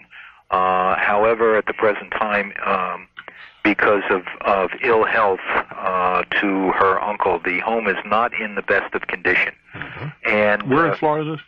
Pardon me? Where in Florida? Deerfield Beach. What's that near? It's near... Central, northern, east, west, what? No, it's South Florida. Yeah, east or west coast? It's up to... No, it's on the East Coast. It's about, maybe 10 or 12 miles up from Fort Lauderdale. Okay, now... North of Fort Lauderdale. Okay. Well, the house is beat, huh? Yeah, pretty much so. However, the extent of repairs are something that I could do myself. Most of it's cosmetic. Well, not really, because it requires the kitchen being ripped out and some ceilings replaced and stuff like that. It's pretty bad shape. When you say rip the ceilings out, how bad is it? Well, for approximately 3 or 4 years, the roof in the master bedroom leaked. All right, this is heavy duty industrial strength rot. Yes. Okay. Yes, but it's nothing that I couldn't take care of myself. All right. So I would save labor. The question that we have is the area that the home is located in is not only an owning area but also a renting area. Yeah. And I was curious to see what you thought about if when the home does come into her possession, whether or not we should just sell it as is, or fix it up and rent it, or fix it up and then sell it. Huh. Well, you've given me quite a menu to choose from, so let me savor the menu for a moment. I'll get back. This is Bruce Williams for TalkNet. I'm chatting with a gentleman in Poughkeepsie, New York. His wife is going to inherit a home, or otherwise through some process of inheritance, a home in Florida, which is an adjunct to the village dump. Is that about the size of it? Well, it's not exactly that bad, but it's on its way. Now, you're sitting there at Poughkeepsie, which is not exactly in the same neighborhood as South it's about Florida. 1,300 miles away. All right, what do you do for a living? I work for a rather large computing company. Well, how are you going to go down there and do all these repairs? Well, I would have to take time off. I do have vacation time when the time comes. How much time? I've got a month at least. Could you wrap this out in a month? I'm sure I could, depending upon materials, but... Well, materials you get down and order ahead of time. You're a smart guy. That's true. Yeah, you should have everything on the job site before your truck pulls into the driveway. That's probably true. And that you go down and do a month ahead of time. That's easy. Yeah, well, the only kicker to that is that the driveway would probably be taken up with a dumpster because everything in the house has got to get thrown out. I don't think you're going to do that in a month unless you get some help. Well... That I could probably. I do have some family that could probably take some time off. Let's dissect this thing a little bit, shall we? Mm-hmm. First of all, is that the way you want to use your vacation? That's for openers. Really? That's not a dumb question either. Vacations are meant to kind of get your batteries charged up and do whatever you like to do and so forth, and somehow filling a dumpster in South Florida is not my idea of vacation. Maybe we have different tastes. Well, let's put it this way. I enjoy that type of, not dumping stuff out, but I enjoy repairing in a house. All right. And then this would be therapeutic for you. That's possible. All right, that's fine. You see, it'd be about as therapeutic for me as a walk in a swamp with the alligator, thank you. Okay. Okay, so let's get past that then. You wouldn't seriously object to doing all this stuff? No, not at all. All right, fine. Now, if the house went on the market tomorrow, in its present condition, right, what do you figure it'd sell for? I don't think more than 30. If you went down and did all this work, how much money would you have to spend? Plus your sweat, how much money? Probably somewhere in the neighborhood of roughly $3,000. No way. You're whistling in the dark. You just told me you're tearing out a kitchen. Well, I don't care if you're going to put more than $3,000 in materials and cabinets in a kitchen. Never mind labor. You haven't done any kitchens lately, have you? Well, mine was a couple of years ago, but that was only That was only replacing of countertops. You could. How much did you spend? Oh, somewhere in the neighborhood of about $250. Boy, those are some countertops. You know what cabinets cost these days? Yeah. You can figure $200 to $300 a foot. A foot. Okay, so I'm saying a kitchen's going. If you get out of a kitchen for less than $10,000, you've done well, doing it yourself and doing it right. Mm-hmm. Well, you said 3. Well, and now we got ceiling coming down. Well, well, the ceiling's okay in the kitchen. It's in the master bedroom. Well, that's the problem. But that takes material and time. Well, that's true too. I think your estimate that distresses me if you're that far off. Or if you're not that far off, come to work for me. The hell with going to Florida.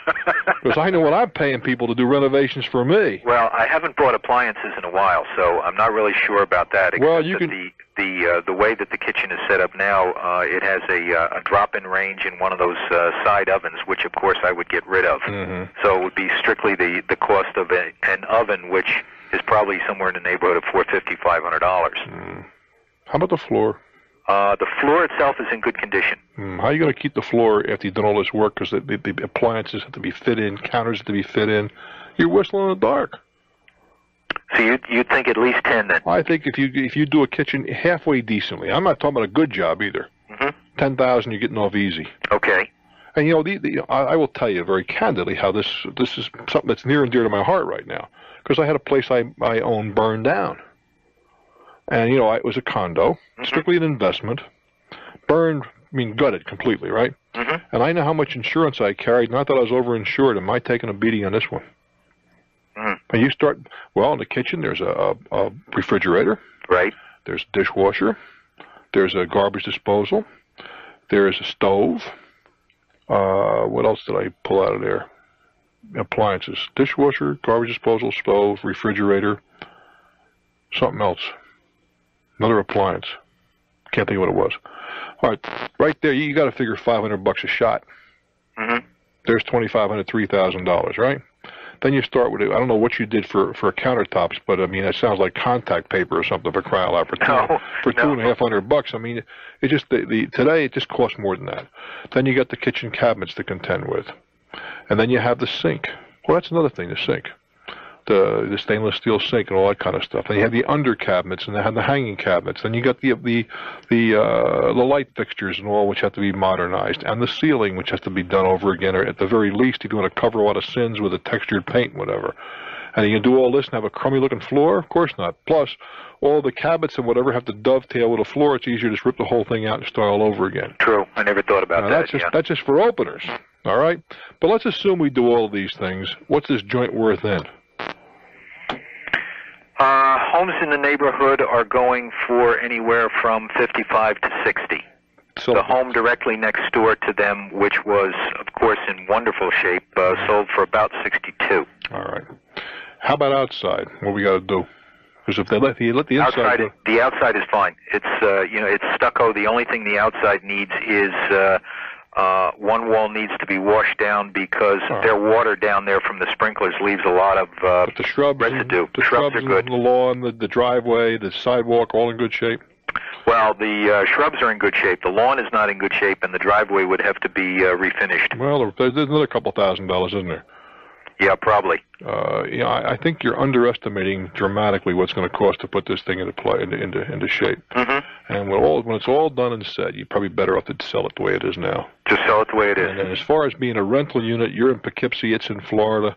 Very difficult to manage one rental unit from some distance. You have a bunch of them, that's a different matter. Mm-hmm. But one is very difficult. You see, you're into so many unknowns here.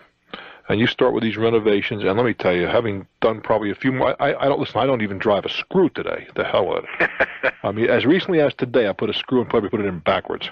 I just don't do those things. Years ago, I did them, no more.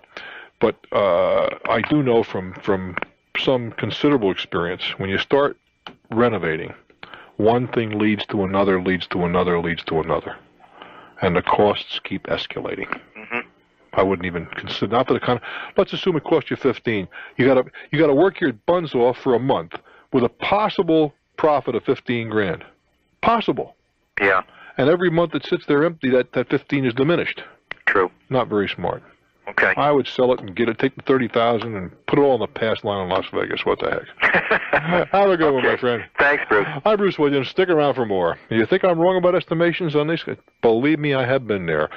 Always sadly underestimated. Yeah, this is TalkNet. Poughkeepsie, not Poughkeepsie, Boston, Massachusetts. Hello there.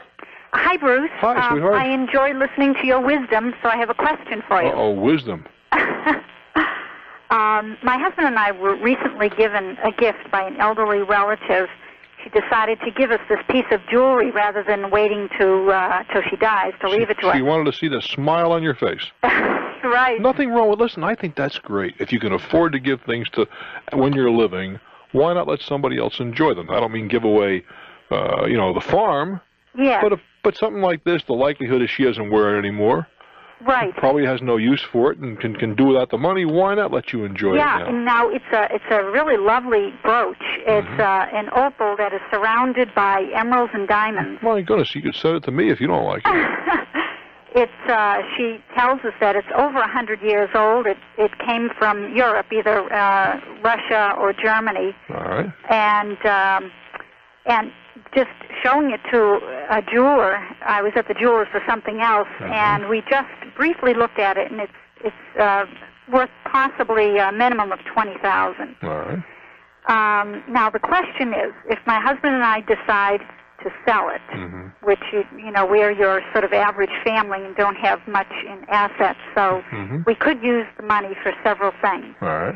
Where would we sell it? To whom would we sell it? And for how much of the estimated or the appraisal value would we get? Well, that's a lot of interesting questions there.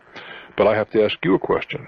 Okay. The appraised value that you have now. I don't have an appraised value yet. Well, you got an estimation. Right. Is that a retail or a wholesale number? I don't know. Well, that can be you'd be $11,000 difference in that 20. Okay. Between retail and wholesale.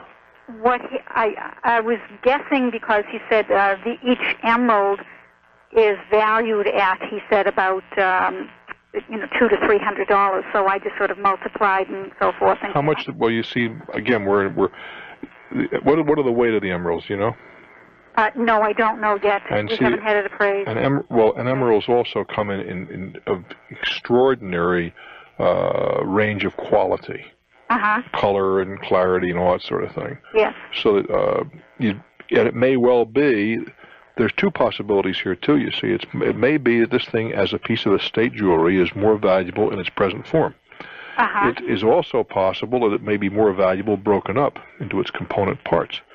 The diamond and emeralds and you said an opal, I think, someplace in there. It's a large opal. Okay, well, see, these things may be more valuable sold off individually. It is hand set. Oh, well, as I said, it may or may not be more valuable as a piece of estate jewelry. I don't know the answer to that. Now, there are any number of good jewelry houses that will A, appraise, B, sell it for you on a commission basis, or C, purchase it from you.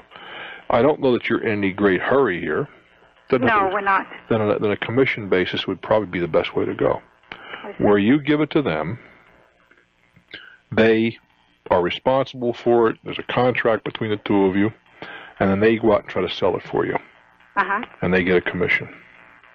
And what is a commission that is reasonable? The commission can range from 10 to 40%. 10 to 40%. Now, if you sell it to a jeweler, if its retail value is $20,000, you probably get between 8 and 10. Oh. Which is about right. They're entitled to that kind of a markup. I see. But I would want to look at it, as I said, 2 or 3 different ways. What's it worth in its present form? What is it worth in its component parts? Would the appraiser tell me that? Well, he may or may not. He may not have the expertise. How would I know who has the expertise? Well, that gets a little troublesome. In a city as large as Boston, making some inquiries. You do business with a decent-sized bank? Yes. There should be somebody in that bank, possibly in the trust department, that can make a referral to you. The trust department? Yeah, because they deal with estates. And frequently in the estates, jewelry is part of the estate. And they have to rely on somebody. So somebody at that bank should be able to refer you to someone if you don't know anybody on your own. Oh. But just walk softly. And by the way, there's another facet to this whole thing, too. Yes. That be certain that you discuss with your accountant how to handle the $20,000 gift. Oh, it's perfect. Tax purposes? Sure, it's perfectly proper to do. She can give 10 to you, 10 to your husband. So it's perfectly okay. But just make sure you treat it properly. Okay. And then there'll be no tax at all. For you or for her. Oh, good. All right. Enjoy. Thank you. And what you might want to consider do too. What's that? If you had it broken up, maybe keep one or two of the stones and have a little piece of jewelry made up. See, remember the lady. That would be special. And that's right. I wouldn't sell it all. Yeah. Good luck. Sounds probably a little bit of Alexandra and Nicholas in there. There you go. Okay. I do wish you well. Thank you. Bye-bye. Bye. I'm Bruce Williams. Stick around for more. You've tuned to, we hope it's the very best of conversation radio. We call it TalkNet. Let's switch out to Kansas City, Missouri. Hello there. How you doing, Bruce? I am doing very, very well. That's good. I was going to ask you something about a mortgage, but I changed my mind while I was sitting here waiting. On a credit, I heard you talking one night about a credit counselor, a nonprofit organization. Yeah. How does that work? I was in my truck and I was fading in and out. Well, there are, in most major cities, nonprofit credit counseling companies that generally work pretty closely with the social services department of your community. These folks are very, very well attuned to the business community. They negotiate a deal where you perhaps could not, where you're up to your eyes in debt. Right. And you say, they go to the creditors and say, look, if we can all work out a deal, Henry will send me a check every week for $100, whatever number he agrees on. And then they, meaning the credit company, the credit counselor, parcels that money out. And they send so much to this bank and so much to that auto company and so on and so forth. They also try to negotiate the interest meter stopping, and the creditor is the one who pays his fee. Oh, yeah? I mean, to support this whole thing. However, you rarely get more than one bite at the apple. You can't go back and say, gee, I can't afford the 100, how about 80? It's over. Oh, I understand that. One shot. What's your situation? Well, I just bought a house, and I bought a bunch of new furniture and all kinds of things. I just got in.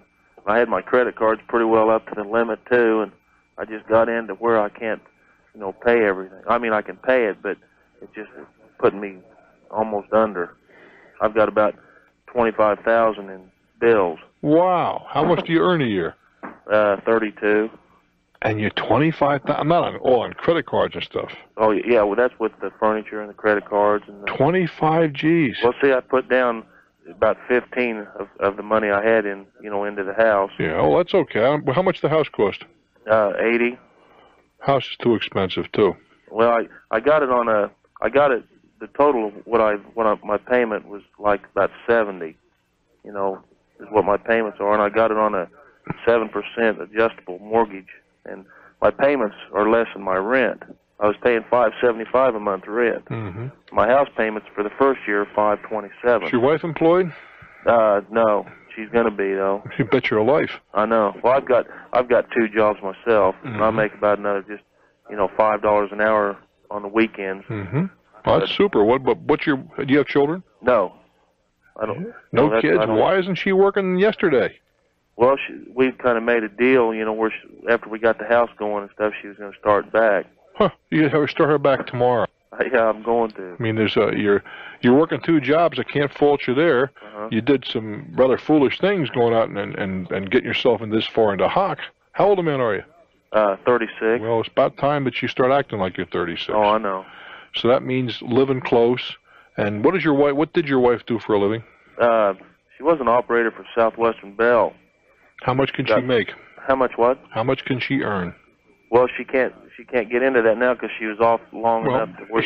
She gets a job. How much can she earn? Probably $5 an hour. $200 a week. Well, it looks like everything that she makes has to go to paying off your debts. Right. And you'll be paid off in a couple of years.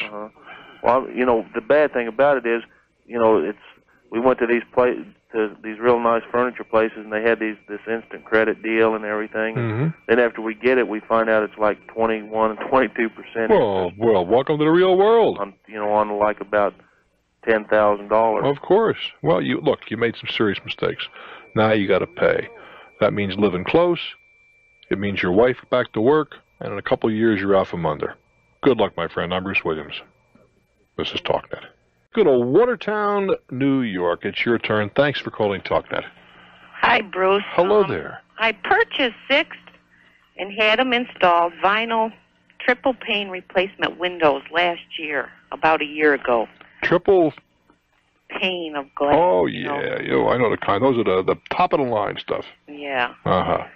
Okay, last summer I had problems. The screens were too tight. This winter, when the temperature got below 0, I would get frozen ice all around the panes on the inside. Mm-hmm.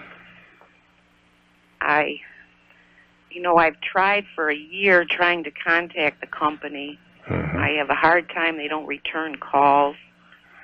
I just got replacement screens, this year. Have to speak up a little bit, honey. We can't hear you. Okay, they finally in May this year just returned my screen from taking them in November. How did you select this company to begin with?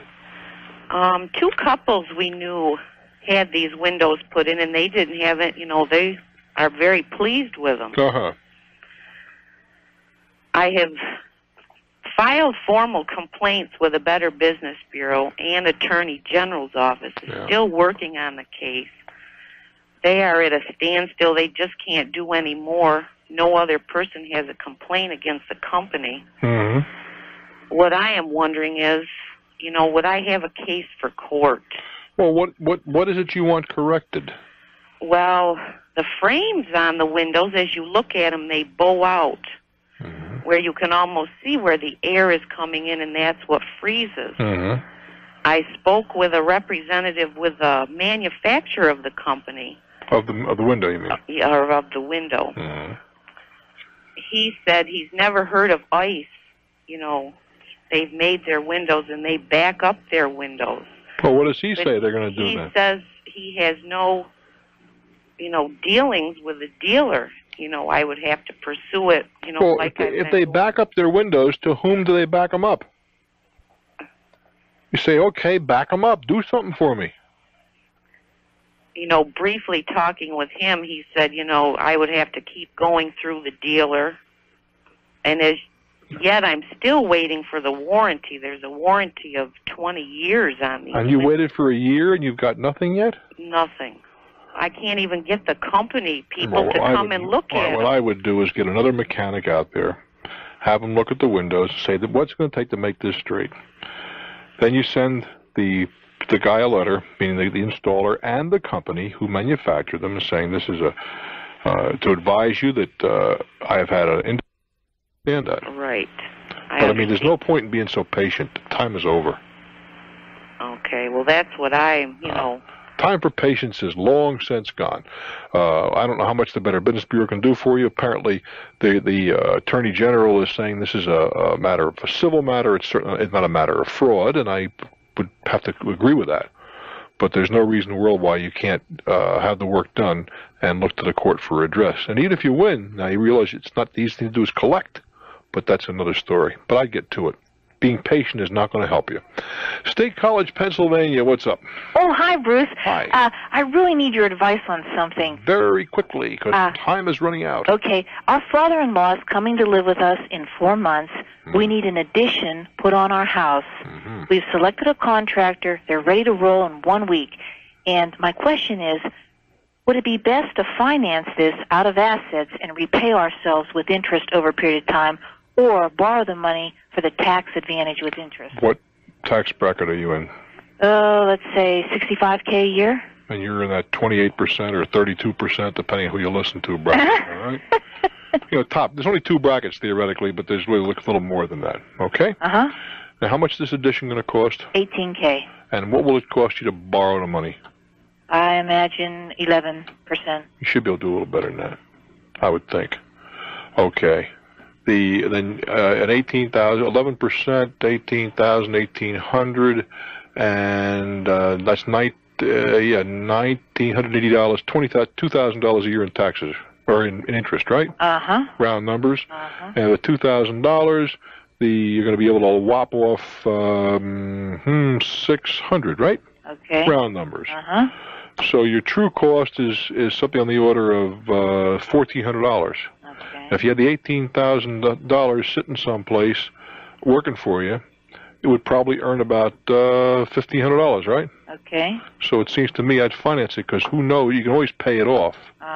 And this way you have your assets at your disposal. It's pretty much of a wash, is what it comes down to. It's a close call, huh? And if it's that close, I'd borrow. Okay. Because you can always pay it off if things get worse. Yeah, right. If interest rates go up, it'll be to your advantage. Oh, well, thanks, Bruce. I wish you well, dear. Okay. Good luck with your father-in-law. Thanks. That's where you really need the luck. Bye-bye. Now, this whole business of borrowing money or using your own assets used to be pretty cut and dried. With the lowering of the tax rates and the inability to deduct other consumer loans, you're better off to use your cash for the consumer loans, such as automobiles and whatever, which can't be deducted, and borrow the money against your home, which is still deductible. By all means, forget about what I have to say. Talk to a decent accountant, because once you make the move, you can't back off. Been a good hour. I thank you. I'm Bruce Williams for TalkNet.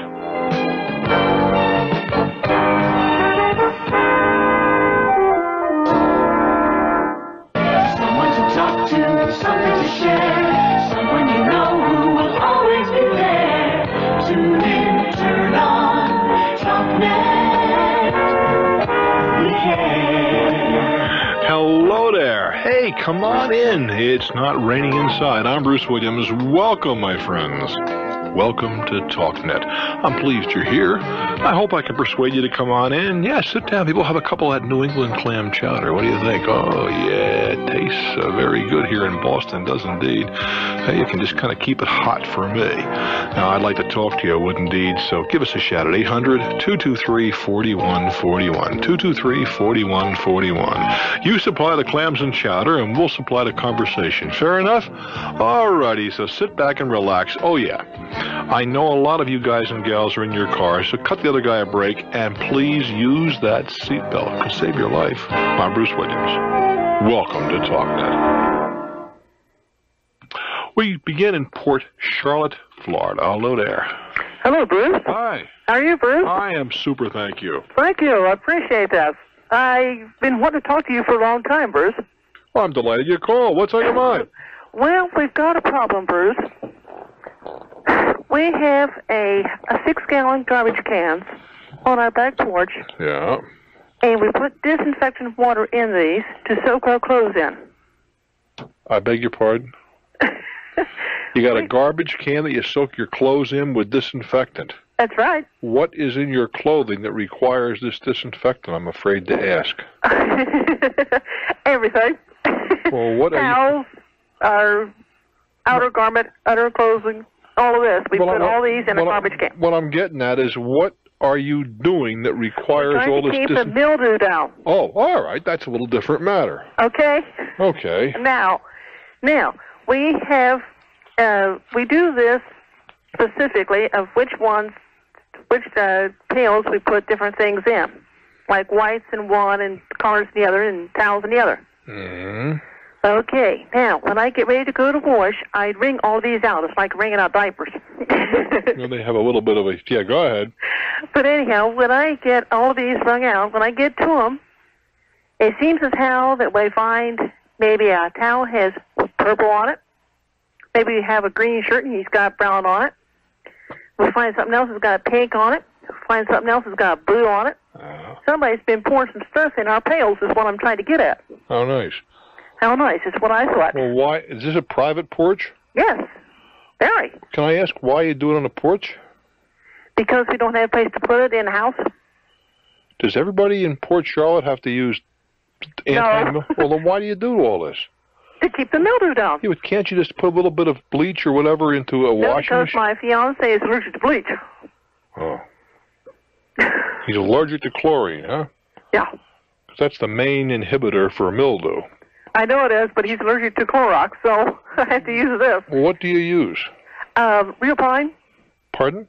Real pine. Real pine? Mm-hmm. Well, why can't you put that into your washing machine when you're washing the clothes? We do. We use Lysol, too. Yeah? We use them both. We soak our clothes in real pine, wash our clothes in Lysol. We use them both. I don't understand why you just can't put this in the washing machine. I don't see why you have to soak it. Mildew is not that hardy. Well, that's just the way we do it around here. Everybody does that? No, just us. Well, why don't you just kind of conform like the rest of us poor folks? That's because we're poor too. Well, I mean, I don't think all this is necessary. So what you tell? How old are you guys? I'm 42. Yeah. My fiance is 71. Oh my goodness, he's robbing the cradle, this guy, huh? Well, that's what my mother thought. Yes. Holy 10 years ago, yes. 10 years ago? Yes. He hasn't captured you yet, huh? No. No, I'm working on it. Is this guy rich? No. No. No, not hardly. Neither am I. So. But now. Well, the reason I asked your age, I mean, if you were real young, I'd say some of your friends are playing a prank on you. You're telling me somebody's dumping dye or whatever into your little tubs out there? That's what I'm telling you, yes. How long do you leave them on a porch? All night. Takes all night. We do this every day. Every day you soak your clothes? Yes. Do they let you have? We put a new fresh batch of water out. Do they let you have sharp objects where you work here? I mean, seriously, you got to be kidding me. No, you have to soak your clothes every day? That's correct. Towels and all. Pardon me? Towels and all. You're blowing my mind. Why? There can't be that much mildew. Oh well, there is. There's quite a bit of mildew where we live. Yes. Well, dear, what can I tell you? If it's that much of a problem, buy locking garbage cans. Well, that's what we're thinking about doing, but I don't know what else to do. And then another thing too. Wait, we've got an old-fashioned metal wash tub. Yeah. Okay. And he puts the same solution in this to wash like his cleaning rags. Okay. What does he clean with these cleaning rags? Well, like the car, grease, oil, wipe things off, different things like this. Okay. And he tried to soak this, try to get it loose, and he puts a little bit of soap in it. So we go to get them to wash, and guess what? What? They're black and purple. You sure that your fiance isn't having a good time with you here? I'm sure. Well, sweetheart, in that case, if I were you, I would start soaking things inside under lock and key. I mean, I just can't imagine. How many clothes can you wear that you got to soak them every day? I mean, come on already. I think I would give up the soaking caper and just wash them, launder them in the washing machine, whatever disinfectant is necessary. But I mean, dear, my goodness gracious, and 71 years old, 40, well, that's another program. I do wish you well. Can you believe that? Centerville, Massachusetts, hello there. Yeah. Yeah, you have mildew too, huh? No. Yes, we have mildew, but not to that extreme. You're not soaking the stuff on the front lawn. How about a big bag of silica gel that they use for photographic products? What does that do? Well, that's a desiccant. It takes away It's a who? It's a desiccant. It picks up the mildew. A desiccant. That's a $5 word. You must do crossword puzzles. No, I used to work for a camera company. Okay. Desiccant, is that like being deliquescent? Pardon? Is that like being deliquescent? I don't know what that means. That means soaking up moisture. Well, perhaps. Okay. Anyway, what's on your mind? I don't know how I get into this. Well, I'm trying to get extricated. There's another word. You had a humor program. What can I say? What's up? Well, I need some advice and objective advice about how to move a small business, which has where there's a window for moving of November and December, which is a very slow period. What kind of business? Well, my wife and I are in the greeting card business. And we've got a very nice little small business. And you mean in retail business, or you designing? No, we publish. Okay. And the time to move is November and December because we don't have a Christmas line. Uh-huh. And we've got our house. We work out of our house because we have it's better for unstructured time, and it gives us a chance to not be part of a rat race. Mm-hmm. And storage is our problem. We need we need a barn, and what to the store? Well, to store the cards and the envelopes. Before you ship them, you mean? Yeah. And so we've outgrown our home here. All right. And we need to move somewhere else. And we've got a very soft real estate market. I mean, extremely soft real estate market. If it's soft, that's the time to move, isn't it? Well, yeah. It's only going to get softer. Well, what I'm getting at is if it's soft, that's to your advantage. Well, it's soft here, but we don't want to stay here. Oh, where are you going? California. You're going to move the business from Massachusetts to California? Yeah, and because most of our business is west of the Mississippi, and particularly in the state of California. Mm-hmm. And we have the kind of customers out there. Okay, I was going to suggest to you, if you're looking for an inexpensive place to go, California ain't it. No, I know it, but it's God's country, and that's another matter. Okay. Yeah. Well, we have a substantial home that's all paid off. All right. So we've got money to do. Have you and I talked about this before? About something else. Yeah, I recall. Yeah. The greeting card thing and so forth. Okay. Yeah, but I didn't want to give you two questions at once. I have a tough time handling that. Walking and chewing gum at the same time is very difficult. Well, I just didn't think it was fair. I figured I ought to wait, So you want to dispose of a place in Mass and you want to open a place in California? Yeah, now I realize that that's the timing, that like everything in life, timing is always a problem, And I was just wondering, does it make any sense to go out and rent with the house as yet unsold, just so that we can take advantage of the window to move? Is it necessary that you do that? Well, I just don't know how to handle it because we can't move. In other words, you sell a house, people want to move in. I understand that.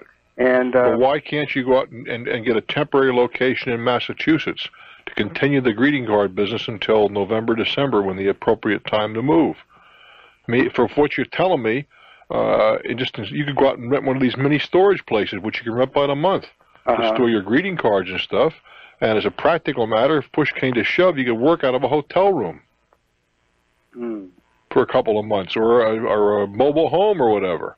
But you wouldn't move everything to California first? No, sir, I wouldn't. Okay. What happens if the house doesn't sell? You're in California. Who's going to handle the transaction? That's it, yeah. No, I would stay right there where you are until it's done, history and gone, the check's in your pocket.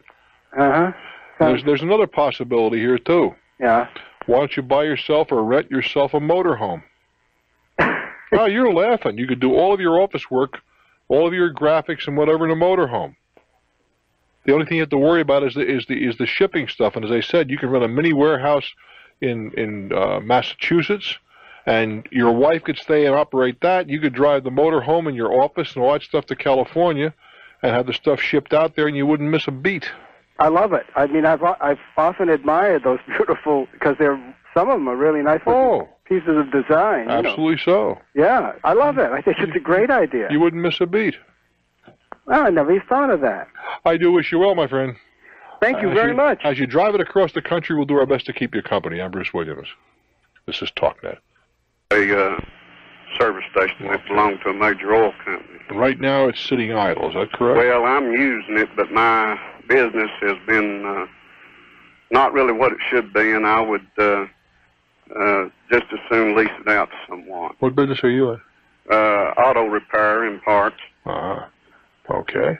But anyhow, the fellow approached me from a real estate company. He had leased another piece of property that belonged to a friend of mine, and he said he wished to represent me and that he thought he could find someone to take this property. And I'm having a little trouble with our agreement, and the part I'm having trouble with, if you would like, I'd like to read it to you. Well, just tell me what it has to do with, and we'll think if it's necessary to read it. Go ahead. Okay.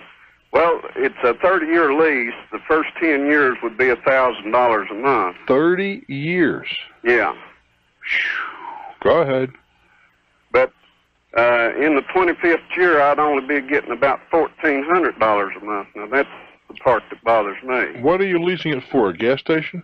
Well, it'd probably become a convenience store. He's not really told me who wanted it, and How much is this property worth right now? it's worth about $100,000. See, 12,000 is a decent rent now. But I'll tell you something. How old are you? I'm 46. I wouldn't. A 30-year. I mean, I can see a 10-year lease. Well, see, what they're saying is they're going to come in and improve it and spend a lot of money there, and I feel the 30-year lease wouldn't bother me if, say, after 10 years that we could adjust it to some other rate. For 10 years down the road, the real estate value would be quite a bit more, and $1,000 probably won't be worth what. I think that to try to see, I can. If you want to go for the 30-year lease, I would not. But go ahead, all right. But then, but it ought to be the lease should be tied to some indicator. I mean, if you 30 years, it's in 10 years. You can figure if things go the way they're going now, that $1,000 is only be worth about $600, $500. Well, I understand that. The indicator's what throws me off. What kind of indicator would I use? Well, I would be uncomfortable with anything that can be manipulated, because who knows what they're going to do with that stuff. Yeah. But things like the Treasury Index, there should be a built-in escalator every year. What about the Consumer Price Index? No, I would not want to be that. That's artificial. That's what I'm trying to tell you. That can be maneuvered. Oh, I see. Suppose they decide in their wisdom to drop one ingredient. That could either kick it up or kick it down, and you have nothing to do about that. Now, the prime rate, the Treasury Index, all those things are far more realistic. What you should be looking for is a net proposition, obviously. And did they talk about that? No. Oh. Can I make a very, very... I think the real estate man is really... I really believe that he's got somebody on the hook, and he's more interested in them than he is in the sale. It doesn't look to me like there's some... If he didn't talk about net to you, do you know what that means? No. In that case, we're not going to go through it right now. But I would hope that you would find yourself a competent real estate attorney to sit down and discuss this thing with. Because, man, you are going to be... You know that expression that begins with an S without a smile on your face? Yes, sir. That's what's happening to you. Okay. 30-year lease without escalators, without a net problem. Suppose, for a sake of discussion, right, that you're sitting there in Kingsport, Tennessee, right? Right. And the town fathers really get themselves in a bind. I follow. And they raise the taxes 1,000%. You're going to eat that. And you're stuck with a 30-year lease, and those guys sit there and chuckle at you. Yeah, well, it would be wrote in that they'd be paying all the taxes. Oh, well, that's one of the nets I just discussed with you. Okay, well, that part was understood. Okay. They'd pay the taxes. What happens if suddenly the Kingsport becomes a terrible place and insurance rates triple? Who pays those? Well, that's wrote in, too. Did they pay all the insurance, liability included? Okay, I think you're doing a better than I thought, but do yourself a kindness. Get a good, solid real estate attorney, and I wouldn't tie myself up at 30 years. Bruce Williams for TalkNet.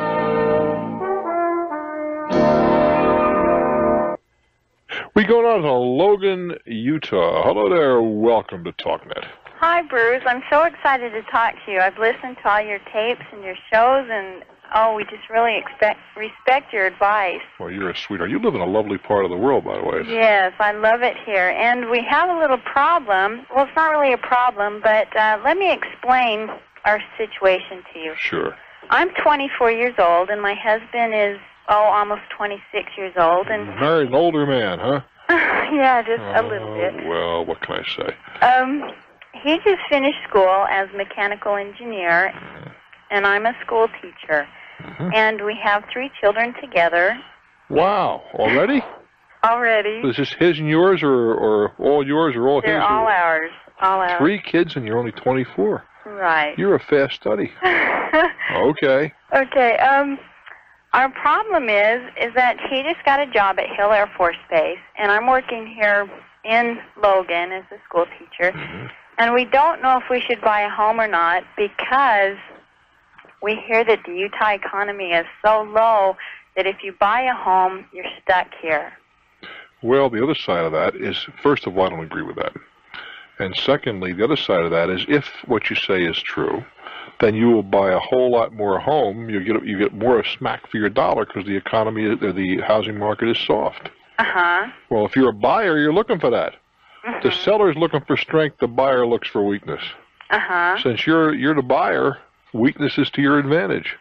Okay. Now, if you're saying to me, look, Bruce, I want to make a ton of money buying this house, and I expect to have it go up $2,000 or $3,000 or $5,000 a year, the answer is probably forget it. But that's something that, see, there's a little more to buying a house than just making a profit. It's also a place you live, you love, you cherish, you raise your kids, and all that kind of good stuff. Now, maybe you'll take a little bit of a beating downrange, I don't know. But what are the chances of you guys staying there for say, the next 5 years? Probably pretty good. I'm going to continue teaching here in Logan, and he just went in $300 to buy a new van for the van pool. So I think we're pretty much here. Well, if you're going to be there for 5 years or more, I'd say spring. Now, what about like a down payment? We don't have a whole lot saved since we just got out of school. Some have told us, oh, you only need a couple thousand. Others have told us, oh, you need at least 9,000. Well, how much is this little chateau that you've been looking at, or what would you like to spend? Well, back out away from that. How much do you guys earn, you and he together? Right now, we're bringing home about $1,400 a month. That's bringing home. I don't want to know. How much do you gross? Okay. My husband makes $25,000 a year, and I make $10,000. 10? Well, I'm going half-day teaching. Oh, okay. I'm sharing a contract. Okay. So you got $35,000 a year coming in. Right. How much are houses that you're interested in costing? About $80,000 to $90,000. Too much. Okay. You're overpriced for your income. My opinion.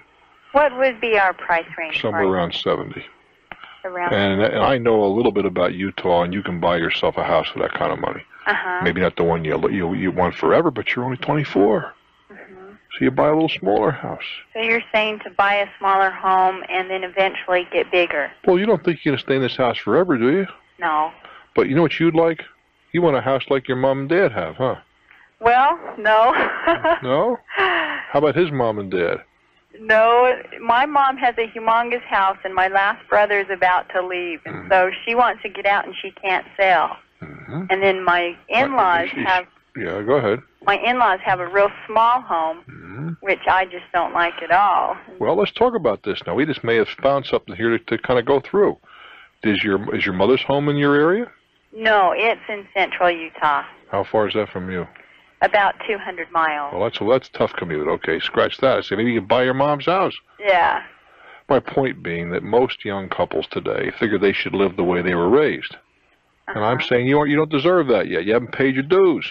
No, I don't want to live that way. My mom had 13 children. I'm not ready to do that. Well, you got 3 by 24. You're off to a good start. You hit the ground running. My point is, buy a home that you can afford now. You'll be trading up 3 or 4 times before you find what you wind up in the house you really love. Okay, so you say to buy one now and then eventually move on. Sure. Say like a HUD home, the Utah government home. Now they're cheaper, but they don't sell because of their location. That may or may not be the case. You see, you're oversimplifying things. You look for a house that you can afford, then you look for the financing. If you're looking for cheap financing, probably your best shot be FHA. Get by with maybe 5% down or thereabouts. You're not going to do much better than that, unless you find an owner who like your mother wants out, and they're willing to sell it to you for no money down. And they finance it. That's a possibility as well in the soft market. Everything's going for you as a buyer right now. If it was in certain parts of the country where you put a for sale sign out and 3 people attack you trying to buy your house, then they call the shots in terms of terms and price.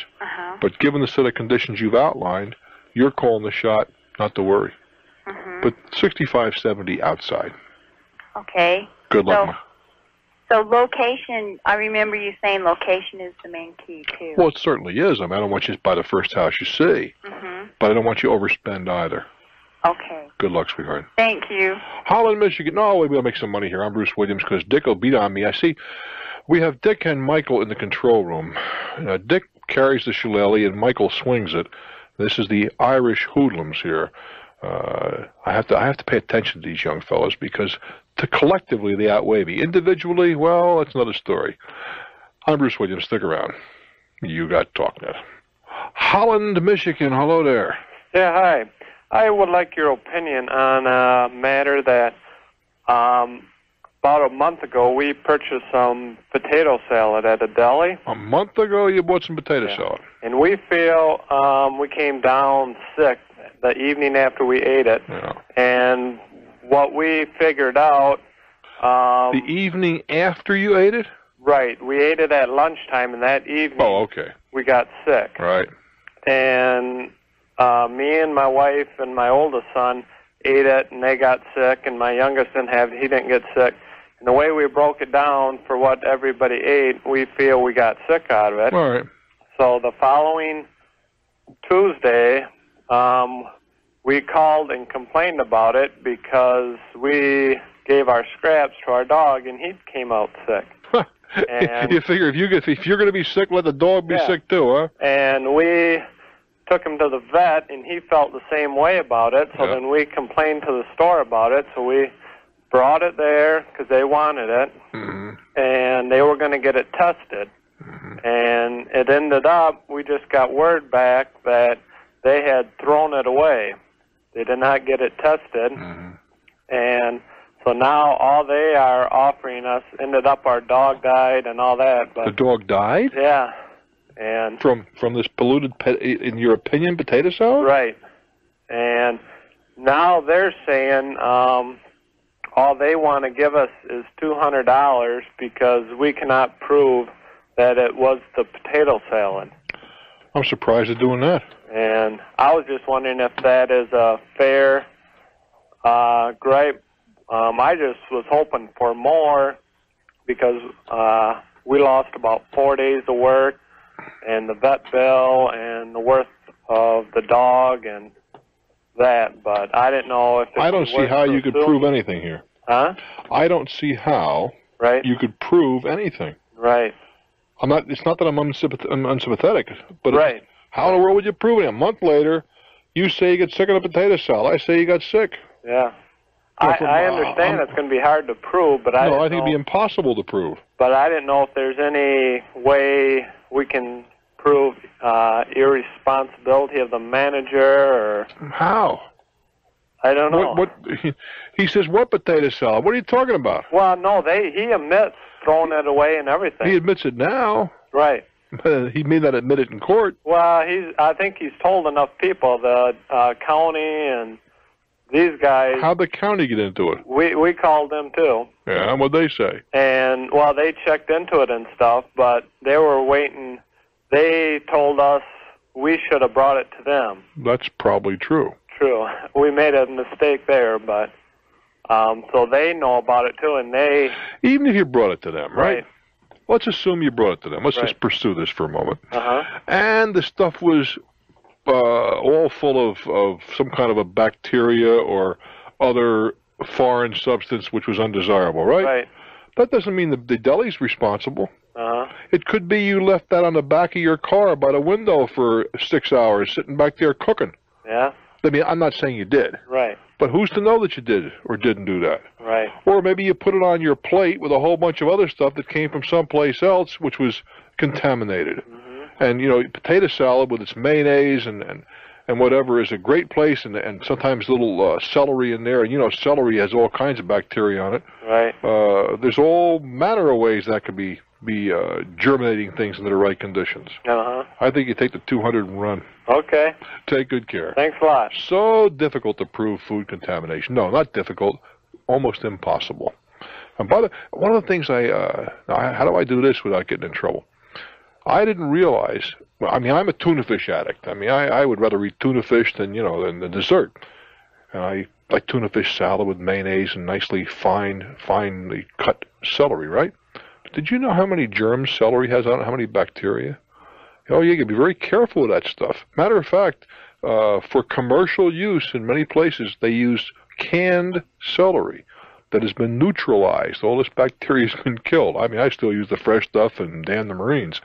But it's amazing. I guess we'd all be dead. Everything you allowed is either illegal, it's immoral, or let's face it, it's fattening. All right? Probably the stuff I eat are all three. I'm Bruce Williams. This is TalkNet.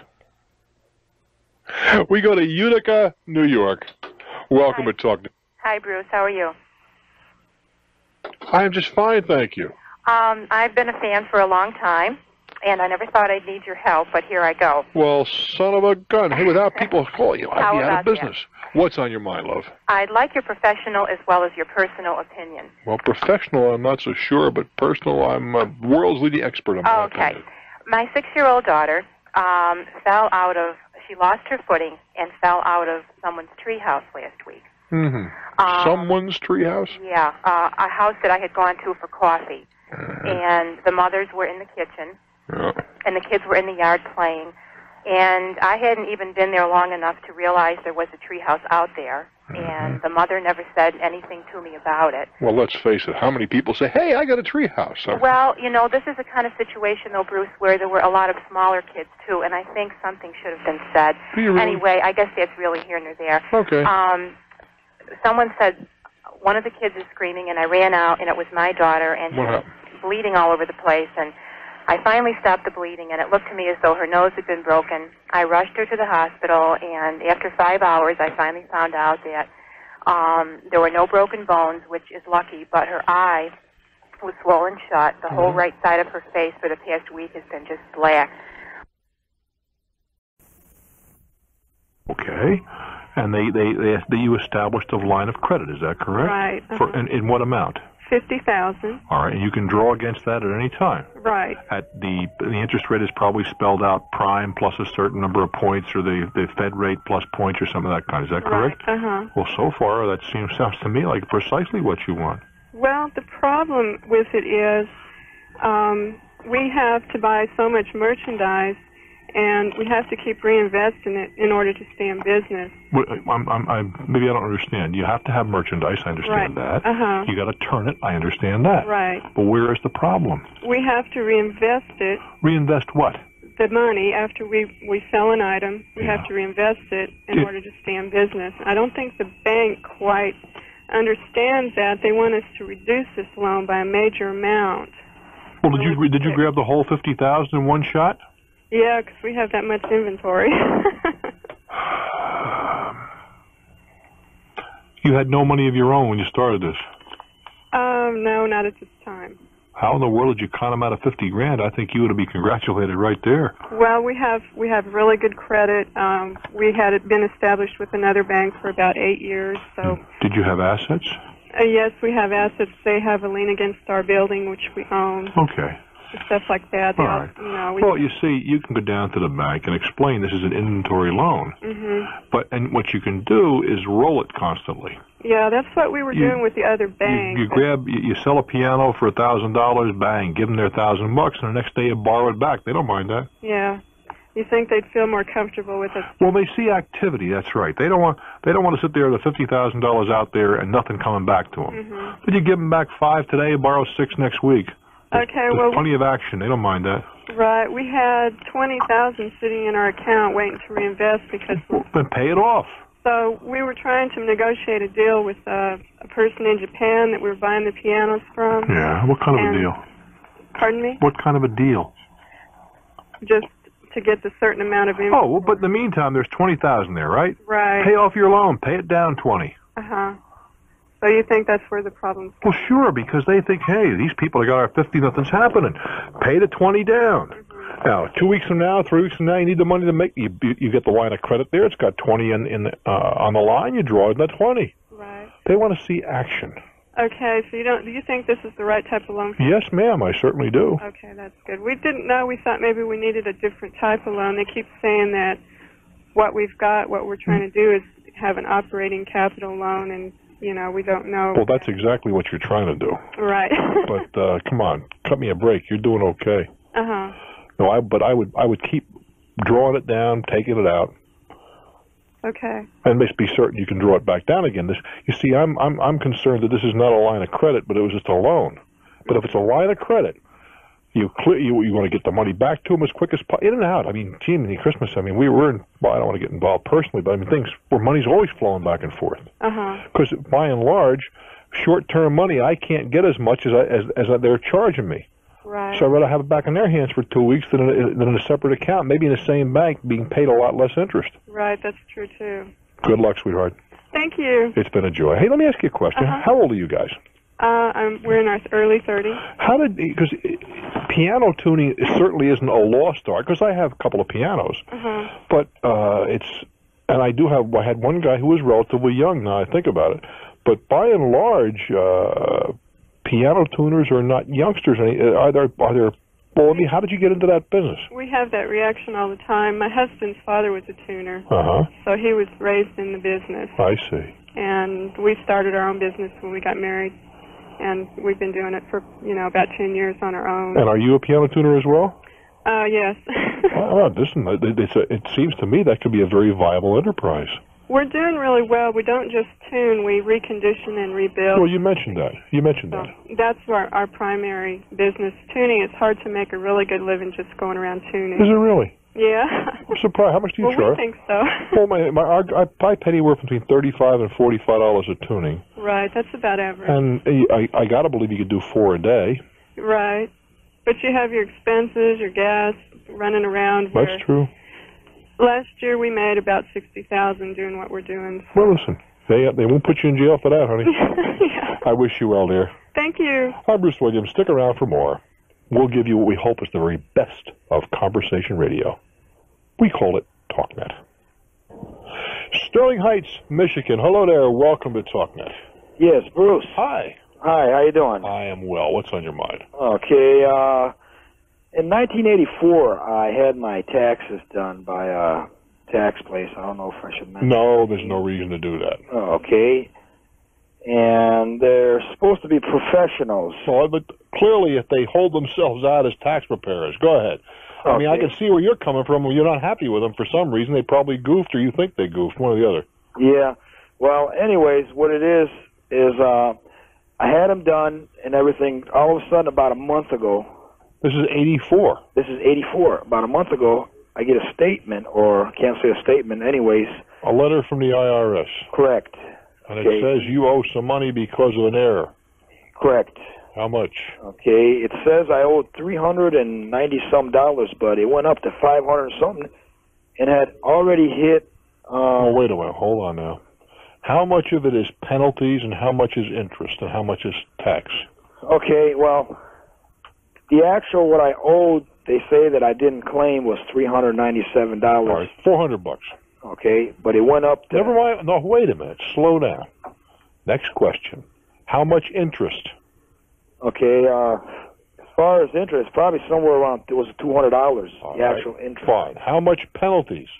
Okay, I'm really not sure. It was just combined into one. No, it's not. No, it's not combined. It tells you interest, penalty, and the amount that you owe. Okay, because the statement I received was already went to a automated collection service. All right. I never received the actual thing, them asking me. All right, here's the thing. Let's make the assumption that the tax is correct. Now, I don't know if the government's right, but let's make that assumption, okay? You with me? Yes. All right, that you got to pay because you owed it. You would have paid it in 84. Correct. The interest, you're going to pay that too because you've had that money for 5 years in your pocket, theoretically earning interest someplace. All right? Correct. The only thing that the tax preparer is responsible for is the penalty, if there are penalties. Okay. Because if they made a mistake. That's it. The taxes you'd have paid then or now, it doesn't matter. It's a wash. The interest is a wash because you had the use of the money. Okay, but the thing is when I did my taxes, I received returns, refunds on both. Doesn't matter. Okay. You see, you're this was for Michigan now. Michigan taxes. Does it matter? Or? It doesn't matter either. The fact is that you'd have paid it then or paid it now. What difference does it make? You say it's easier to pay it then. I'm not going to argue the point, but the thing is that you've had that money in your bank account, theoretically. You might have thrown it, you might have spent it, I don't know, it doesn't matter. But you had the use of the money for the 5 years, so the interest on the money is on you. Okay. If there are penalties, the penalties should be on them. Okay. But what I'm trying to get here is that it was an error on the tax preparer. I'm trying to, I don't know how many ways to explain, you're frustrating me. I understand that. The guy screwed up. Yes. Let's make it real simple. He added incorrectly, all right? Correct. If he did it correctly, you'd have given the government $400 of your money 5 years ago. All right? Then you wouldn't have had that $500 earning 10% someplace compounded, which would have grown into something like $700 or $300 in interest if you'd invested it someplace. Mm-hmm. Now, you may have not have. You may have said, gee, I spent it right away. It doesn't matter. You had the use of the money in goods, services someplace. So the principal and the interest is your responsibility. Okay. But if there are penalties, they say there's whatever the penalty may be. The federal government's very big for penalties. I don't know about Michigan. If there are penalties, that would be the responsibility of the tax preparer because they screwed up and you've been unjustly penalized. Okay. Now, do you understand? Okay. So best way is just go with the procedures I should go. And what does that mean? Pay him back, I guess. Well, not necessarily. I threw something else at you when I want you to listen. I don't know if the state of Michigan is correct in this case. Okay. Maybe the guy was right that did it, and they screwed up. It happens. Okay. You want to go over? I would have somebody go over your 84 return. I'm assuming you still have one. Okay. Yes, that's what I'm in the process of doing, but they can't find them because they're moving to another. No, I didn't ask you that. I said, do you have the 84 return? I know I misplaced mine, so I terrific. Okay. Called them and asked them. Yeah, I understand. I was saying that if you had your return, then you would have somebody else go over it very quickly and see if the error is a true error. Okay. Without the return, you got nothing. Okay. Now, you can request from the state a copy of your return. I'm sure they'll give it to you. Okay. What I requested is, which was advised by the tax people, is what the reason was for, the assessment. Exactly so. Okay, so now I'm awaiting them. So and you also want to get a copy of the return so you can check it. Well, that's the problem. They're moving, and they said it's going to take about a month. Well, they want to hear from me within 15 days. Well, so you have them file for an extension. Okay. For pity's sake. Take good care, kid. Thank you very much. All righty. I'm sorry if I sound frustrated, but that seems like a pretty straightforward situation. Tax preparer screws up, penalties are on him. Interest and principal are on you because if you had paid it on time, there wouldn't be any interest. But if you paid it on time, you wouldn't have had the money for all that period of time. Simple? I think so. Ganado, Arizona, is that it? That's it. That's right. By golly, what's on your mind? Got a problem. First of all, I want to thank you for listening to me. Really appreciate your advice. Let's talk, my friend. In 1952, yeah, a long time ago. In 1985, I'm nervous. In 1985, a friend of mine bought a house. She lives here in Ganado, Arizona. Mm-hmm. Bought a house for $52,000. In 1989, she noticed that the paint was peeling on the side of the house. 89? 4 years later. 4 years later, that's it. Yeah. And if it was me, I'd be the same way. I'd go to a painter. I'd say, what does it cost for the house to be painted again? That or go out and paint it yourself, one or the other. That's exactly right. All right. She was told it would be $1,200. Came and he painted it. He put 3 different coats on. The 4th coat, it was still peeling. Well, did they scrape it beforehand? Scraped it beforehand, but after he got all the paint on, and of course she paid the bill, he said, I'm sorry, but this wood on the side of your house was never treated, and therefore it is not my fault. Now my question is, the man did put in his time, he did. Well, when did he find out that it was not treated? When, after he had put on the 3rd coat. Well, how does it? No, wait a minute. Let's slow down a little bit. No, I'm sorry. How does he know it's not treated after it's all cut? In other words, if he came to you after he's done the scraping, he's down to the bare wood here and there, and says, "Hey, this wood isn't treated," I can understand that. But now he covers it with 3 coats of paint, and then he tells you it's not treated. That's the whole point. In fact, why didn't he know? I know if I hire a professional to do something. You expect professional knowledge. I don't know the answer to that. And it may be he's wrong. It may be that the house isn't vented properly. That's another reason for paint peeling. Is it just on one side? No, it's in fact the porch.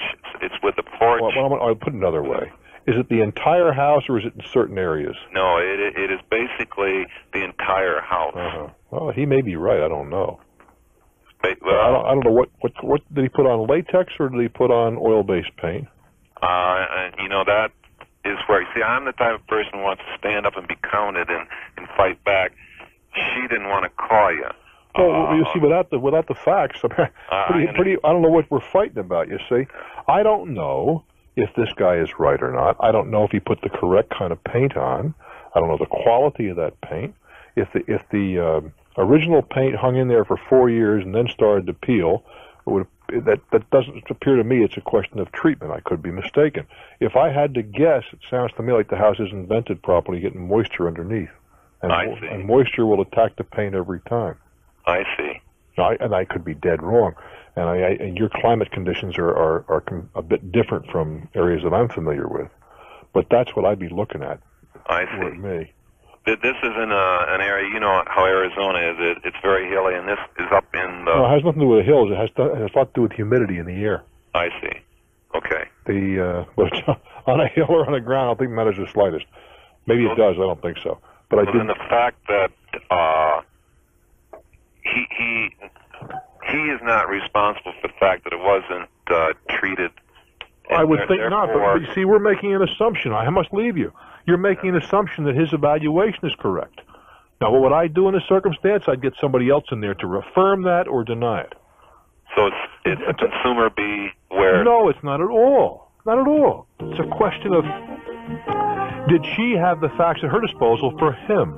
I'd give another opinion. Good luck. I'm Bruce Wiggins for TalkNet. Apopka, Florida. A lot of plants grown in your part of the world. Yes, how are you doing this evening? I am well, thank you. Good. I have a question, or a couple of questions, part of which involves getting your advice, and then part of which are just general questions. Let us talk. Okay. I'm going to be moving next year permanently down to Australia. How come? Well, I'm getting married, and I'm marrying an Australian girl, and have chosen to go back to her country, and I see. There's some good opportunities there for me, and it's an opportunity probably relatively few people get to have, so I'm going to give it a chance and just go and see what happens. Go for it. I own my own home. Actually, I have a condominium here in the greater Orlando area, and the market has been rather soft here, as you probably know. I'm aware. And I am thinking about either selling it or renting it. Sell it. Okay. You're going to be 10,000 miles away. Now there are a couple of things that I should probably tell you. I can rent it here with a gentleman who has approximately 250 properties that he now manages. Sell it. The rental management fee is approximately 12.5%. Sell it. Sell it. Even if I have a loss? Sell it. Okay.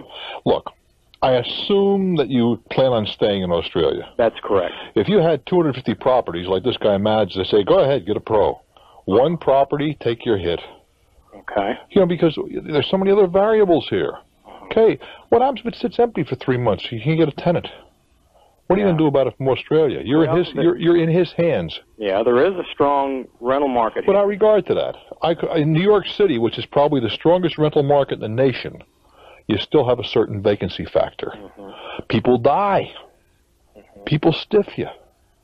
Well, I have talked with a man here who was number one in sales in Florida in 1987, and apparently he is a real estate agent. And I talked with him, and apparently the way he's able to sell is he goes in, assesses the market, does all these variables, sets a price on it. He said, this is what I can get for you. I don't go any higher, though, because I don't play games, but I move your property. Well, he sounds like an honest man. Yeah, he probably is. Well, how much is the house? How much is this apartment worth, or whatever condo you said? Well, it's. I didn't ask you what you paid for it. So what is it worth? Okay, I'd say approximately $60,000. If you were to sell it right now, how much did you pay for it? Well, I paid $59,500 for it. So how are you going to lose money on that except for the commission? Yeah. And in addition to that, you've been living there for how long? Well, almost over 4 years. Hasn't that got some value? Sure. So how are you losing money? Is that deductible? That what? Is a commission... deductible from what? Well, I'm just wondering if it's deductible. No, I guess it isn't. Oh, it's deductible against the gain, but there is no gain. But my goodness, let's assume, for the sake of discussion, that you sold it for $60 and paid a 6% commission. That's $3,600. Right. We'll get you to $4,500 for all of your costs in selling it. All right. Okay. And so that would be, if you got $60, $4,500. We're down to $55,500, right? Right. And you paid how much for it? $59,500. All right, so that's $4,000, right? Right. Cost you less than $1,000 a year to live there. True. How much would it rent for? Approximately $575 a month. Well, instead of paying $575, you've been paying $80 a month.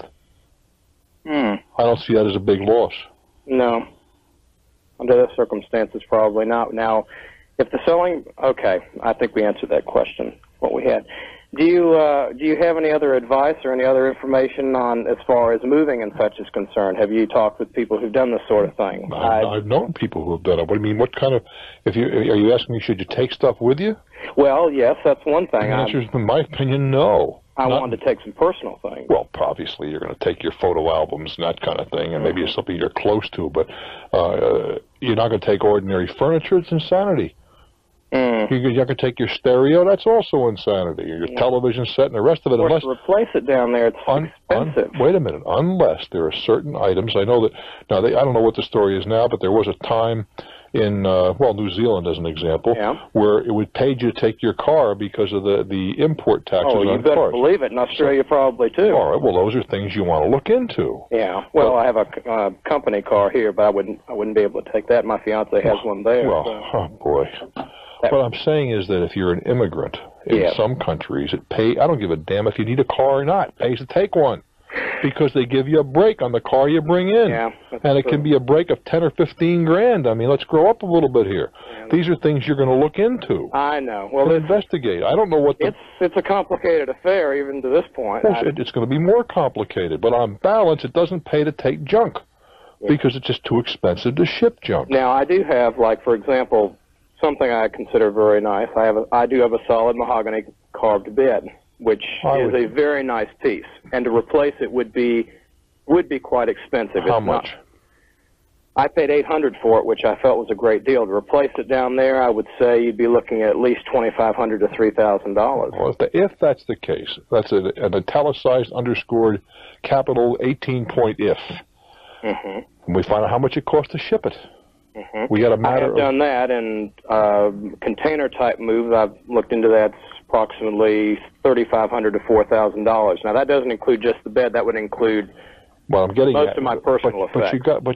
But you see, you're looking for Band-Aid solutions on major surgery here. Okay. What you have to you don't have to do a thing, but what you would be prudent to do. I'm open to your. It was to sit there and say, all right, we got this bed. Now. My wife says to me, she knows the market in Australia. I mean, she's on the scene. Yes. And this bed would cost $2,500. Now, how much does it cost to ship it? Well, it'll take so much space in this container. It comes down to pick a number, $800. Okay, $800. All right. We subtract $800 from $25, and we got a snappy $1,700 plus, right? Take the bed. Now we move over here, and there's something else on the list, and the potbelly stove, for the sake of discussion, and that would cost $300 to replace, and we figure out it's going to cost $310 to ship. Leave the stove home. The stove behind. Exactly, and those are the events that you got to coldly calculate. Oh, sure, and also, for example, I'm taking virtually no appliances because of the conversion factor. With the electricity. Sure. Of course. Well, I'm glad you know about those things. You got 110, and their stuff is 220, right? Exactly. Well, but a lot of folks might not know that. That's true. So these are things that you have to take into account. Okay, and there are some things you can't put a dollar value on. Okay, now let me ask you this. If I sell the unit, I'm going to leave, for example, a washer and a dryer. Well, that's customary. Pardon me? That's customary. Okay, now I brought this in, though. This was not included. Well, you don't have to. It's customary to leave appliances. It might be a good selling point, too, possibly. Well, good or bad. I mean, if I looked at they're great. They've worked fantastic. Well, no, regardless. I mean, I purchased a bunch of properties. If there's a washer and a dryer and a dishwasher and a microwave that's built in, and I expect those things are going with a sale. I mean, you have to argue with me like crazy to get them out. Yeah.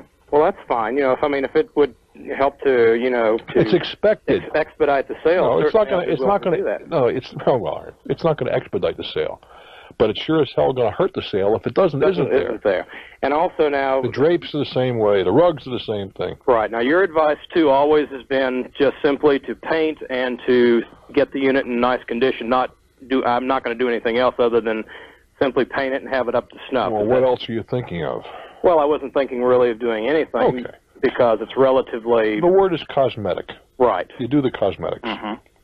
Absolutely, but nothing else. You don't put down new carpeting. No. You don't put tile in the kitchen or the bathroom, unless it's so atrocious you can't get by. I'm talking, if you've been really brutal, that's another story. Yeah. Now, my wallpapers had elicited a few comments, but that's okay, too, in my kitchen. But well, maybe a good paint job might be a relevant wallpaper.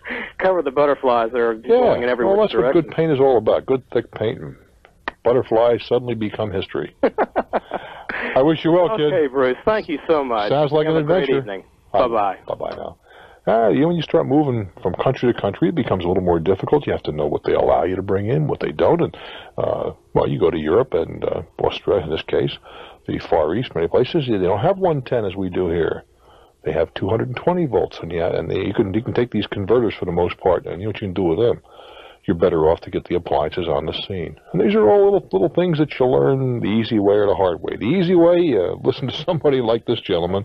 The hard way, you lug the stuff and find out it has no value. I'm Bruce Williams. This is TalkNet. Youngstown, Ohio. Hello there. Hello, Bruce. Hi. Glad to hear you're finally coming to see us in Youngstown, Ohio. When am I coming to Youngstown? Oh, I think sometime in November. Oh, I'm looking for... it's a silly question, but if I looked across the room, my itinerary is there, but you can believe this or believe it not. I look 2 weeks in advance. Well, that's plenty long enough. That's it. I mean, I will be getting tomorrow's express package, my airplane tickets for next week's trip, and that's just about as far as I'm able to think. Yeah, I've heard the ads on the radio for sometime in November 13th, maybe. 13th, yeah, I just paid. You got it right. Are you coming to say hello? Yes, I am. You got a deal. I am. You'll be in a beautiful facility. Is that so? The Warner Brothers are originally from Youngstown, Ohio, and this was their showpiece theater that's been renovated. Is that right? Oh, it's gorgeous. How old a theater is it? Oh, it's 75 years old. Is that right? Those are fun to work in because more often than not, the acoustics are excellent. Mm-hmm. The stage is huge. Mm-hmm. You look up above, sandbags and the weights are all hanging around up there and all the frou-frou, and it's fine. I've been in a number of these theaters around the country, and some are really outstanding in the way they've been preserved and whatever. I was in one not too long ago where they had an incredible pipe organ. And they brought one of the guys back from the 20s. I'm serious. To play the pipe organ. How do you miss in a joint like that? Anyway, we'll have a good time. What can I do for you now? Well, I have a business opportunity that was presented to me that I'm in a little ground here I'm not familiar with. It's a major company, Fortune 150 company, who markets their product, which is automotive testing equipment, alignment machines, that sort of thing. Okay. Through reps. And they require their reps to invest in demo equipment. The reps are then responsible for setting up distribution and handling some of the larger sales on a direct basis. And you got to buy your own equipment? Yes. Is that right? About a $7,500 investment. Isn't that a little unusual? Well, that's what I thought, and that's why I called. Not unheard of, but a little unusual. Right. If it had been anything other than a major company like this, I probably wouldn't have even given it a second chance. Well, what kind? Let's maybe approach this from the side for a moment. Okay. How much do you earn a year? Will you earn a year? Can you earn a year in this situation? It's difficult to tell. They've split the territory in half. Give me some range. The half of the territory that I would be involved in does not have anyone working it, and it's still generating between $2,000 and $3,000 a month. All right. If you work it, what's it going to generate? Probably double that or more. Let's say $5,000 a month, $60,000 a year. Yeah. And you'll be an independent contractor in this situation. Exactly. My expenses, my everything. And of this, so it's $60,000 gross. Yes. And your expenses probably is this a away from home deal, or you get home every night? I'll be home every night. It's within a 50-mile radius. Then you don't have a lot of hotel bills and that kind of stuff. Right. So your expenses probably run you legitimately about $15,000 a year. I'd say that's reasonable. You know, the car and the rest of it. So you're looking at $45,000 realistically. That's the salary. So $7,500 to invest is not I don't think, an outrageous number. Now, but the next question is going to be, if you leave for whatever reason, can you recapture that in the main or? Yes, I'll take titles to the goods. Yeah, I'll be able to resell as used or demo equipment and get something back out of it. How much? Well, and I obviously can't pin down to $1, but are you 50% protected? Oh yes. All right, so then your exposure's maxed out at 37.5. Yes. That's not unreasonable, in my opinion. You think it sounds like a reasonable opportunity, considering it's coming from a? Well, wait a minute. The only thing that the major company tells me is the chances are they'll be in business next week. But I mean, there's no way in the world I can investigate. I can evaluate the rest of the specifics that you chucked at me. Well, I did a little bit of homework on these guys, and it's an industry that only has 3 competitors, one of which is them. Two companies have probably 75% market, and they're one of them. And the third one nips at their heels and steals an order here and there. But it would be one of the 2 major companies in the industry, and it sounds fairly attractive. Well, knock them dead. I think it sounds okay to me. I'm looking at my list here, and I will be at WKBN on the 13th of November, and then the next day, and the 14th, WHK in Cleveland. Oh, okay. So I'm looking at the schedule here. What are they doing to me? On the 10th, I'm going to be in Grand Rapids. Hey, my brother lives in Grand Rapids. I'll tell him to come and see you, too. Well, it looks here. Maybe not. Maybe this is maybe not. Maybe the 17th of November. I don't know. Then Youngstown, then Cleveland, and my goodness gracious. Well, Youngstown and Cleveland are only 60 miles apart. Is that so? I hope they don't ask me to walk. Hey, I look forward to seeing you. Good luck with the new job, kid. Thank you. Bye. Bye-bye. Now, I'm Bruce Williams. I hope you like what you hear. If you do, share with a neighbor. If you don't, tell me about it. We'll do our best to correct it. This is TalkNet.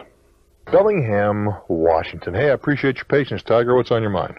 Well, I got a little situation. I don't know if it's that big of a deal, but I have a neighbor who has it's about a 200-foot high pine tree. Oh, 200 feet? Huge.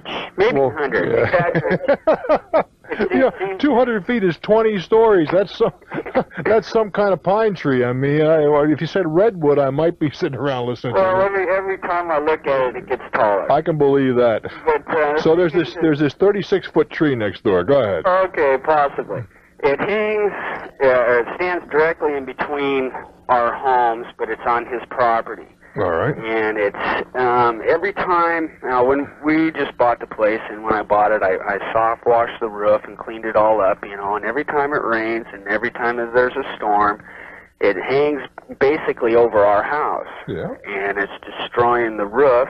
Now, wait a minute. Well, stop right there. When you say it's destroying the roof, is it actually, are the branches hitting the roof during a storm? No. What it's doing is it's clogging up the shakes. And that doesn't hurt the roof any. It's not allowing it really to dry. Well, over the long, it would take a lot of. I realize where you guys are in Washington, it rains about every 2 or 3 hours. You have 10 days of sunshine a year, whether you want it or not. That's true. I happen to like Washington State, but you do get a ton of moisture. Everything is pretty green. Right. Yeah, where was I though? Was I in Washington not too long ago? And things were dried out a little bit. Well, hey, it's 80 degrees up here right now. Oh, well, my God. Anyway, so far, the needles in the gutters, that's your problem. What else? Well, see, it goes down into the gutters, down into the downspouts, and we live on a hill, and it basically it clogs up the drainage, and there's a lot of things, that are involved in it, and I talked to him about it before. Well, when you talk to him, what do you have to say? What are you going to hang your chapeau on? He wants to get rid of the tree also, but they had a guy come out and quote, and it was $1,500 to $2,000 to take this tree down. Yeah. And he doesn't want the expense to do that. Mm-hmm. And so meanwhile, I'm up there every other week. The neighbors say, there goes Crazy Harry walking on the roof again. Yeah, right. That new kid that moved in here, there goes the neighborhood. Yeah. I just Look, you have no responsibility for that tree. Really? Let's start with that. You have none. That you have a responsibility to keep your downspouts clean, that's your problem. Trees are not a respecter of property lines. Hey, let's face it, they were growing a million years ago when there weren't any property lines. Roots don't know which side of the property line you do branches.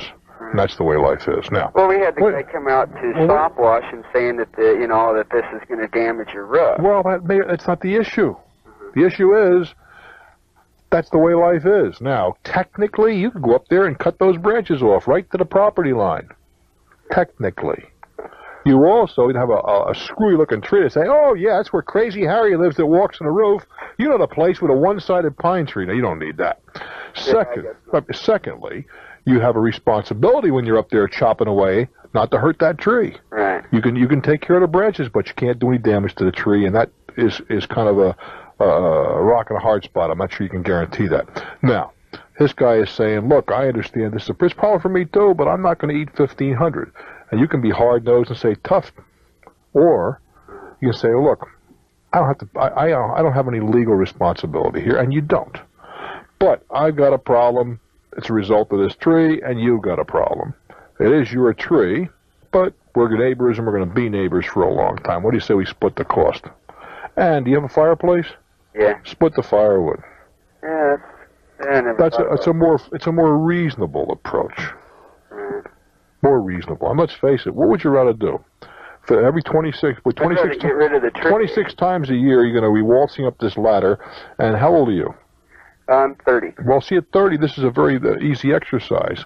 When you're 40, the roof is going to look higher. You know, when you're 50, that 200-foot tree you had next door, it's going to be a 200-foot roof you're looking at. You see? That's true. And unless you have some offspring that have grown up and are able to do it, now you're going to have a real problem.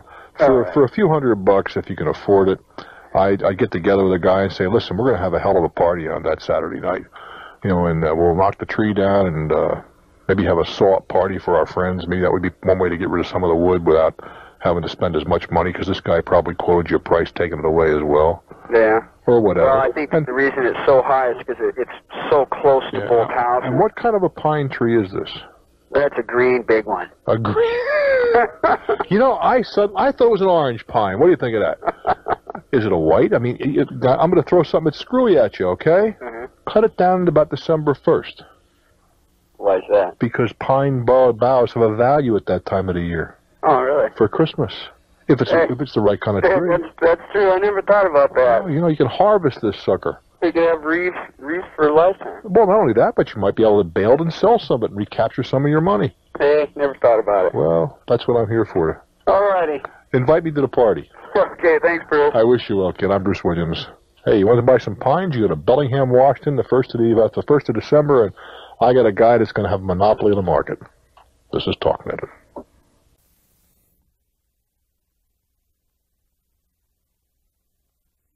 Ted Itchy, how's that? Okay, I'll buy that. You know what I'm saying? Yeah, I do. So let's before you tell me what the unique opportunity is, tell me how you became aware of it. Well, I'm in the real estate business, and I sold a man a house out here in the outskirts of Albuquerque. All right.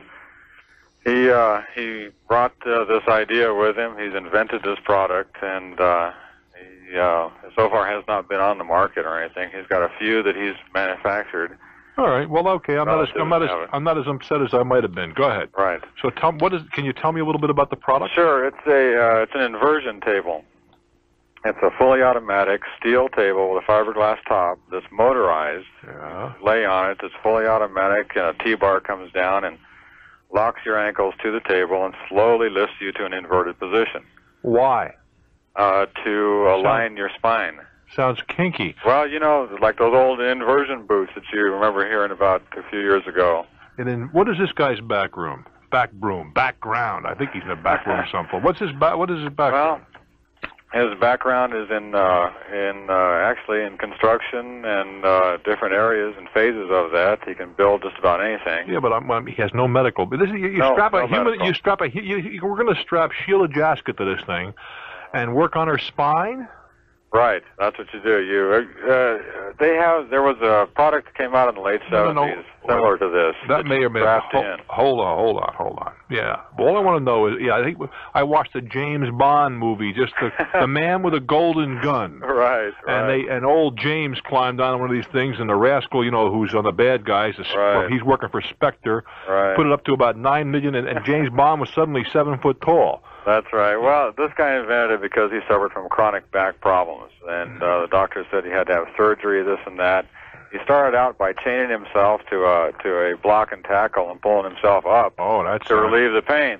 So that's how this invention started going, because he was familiar with the inversion boots, and the table was on the market anyway. So he's got this bed of pain that he put you on. And this table really does work. He's got testimonial letters and so forth with several people that have the table.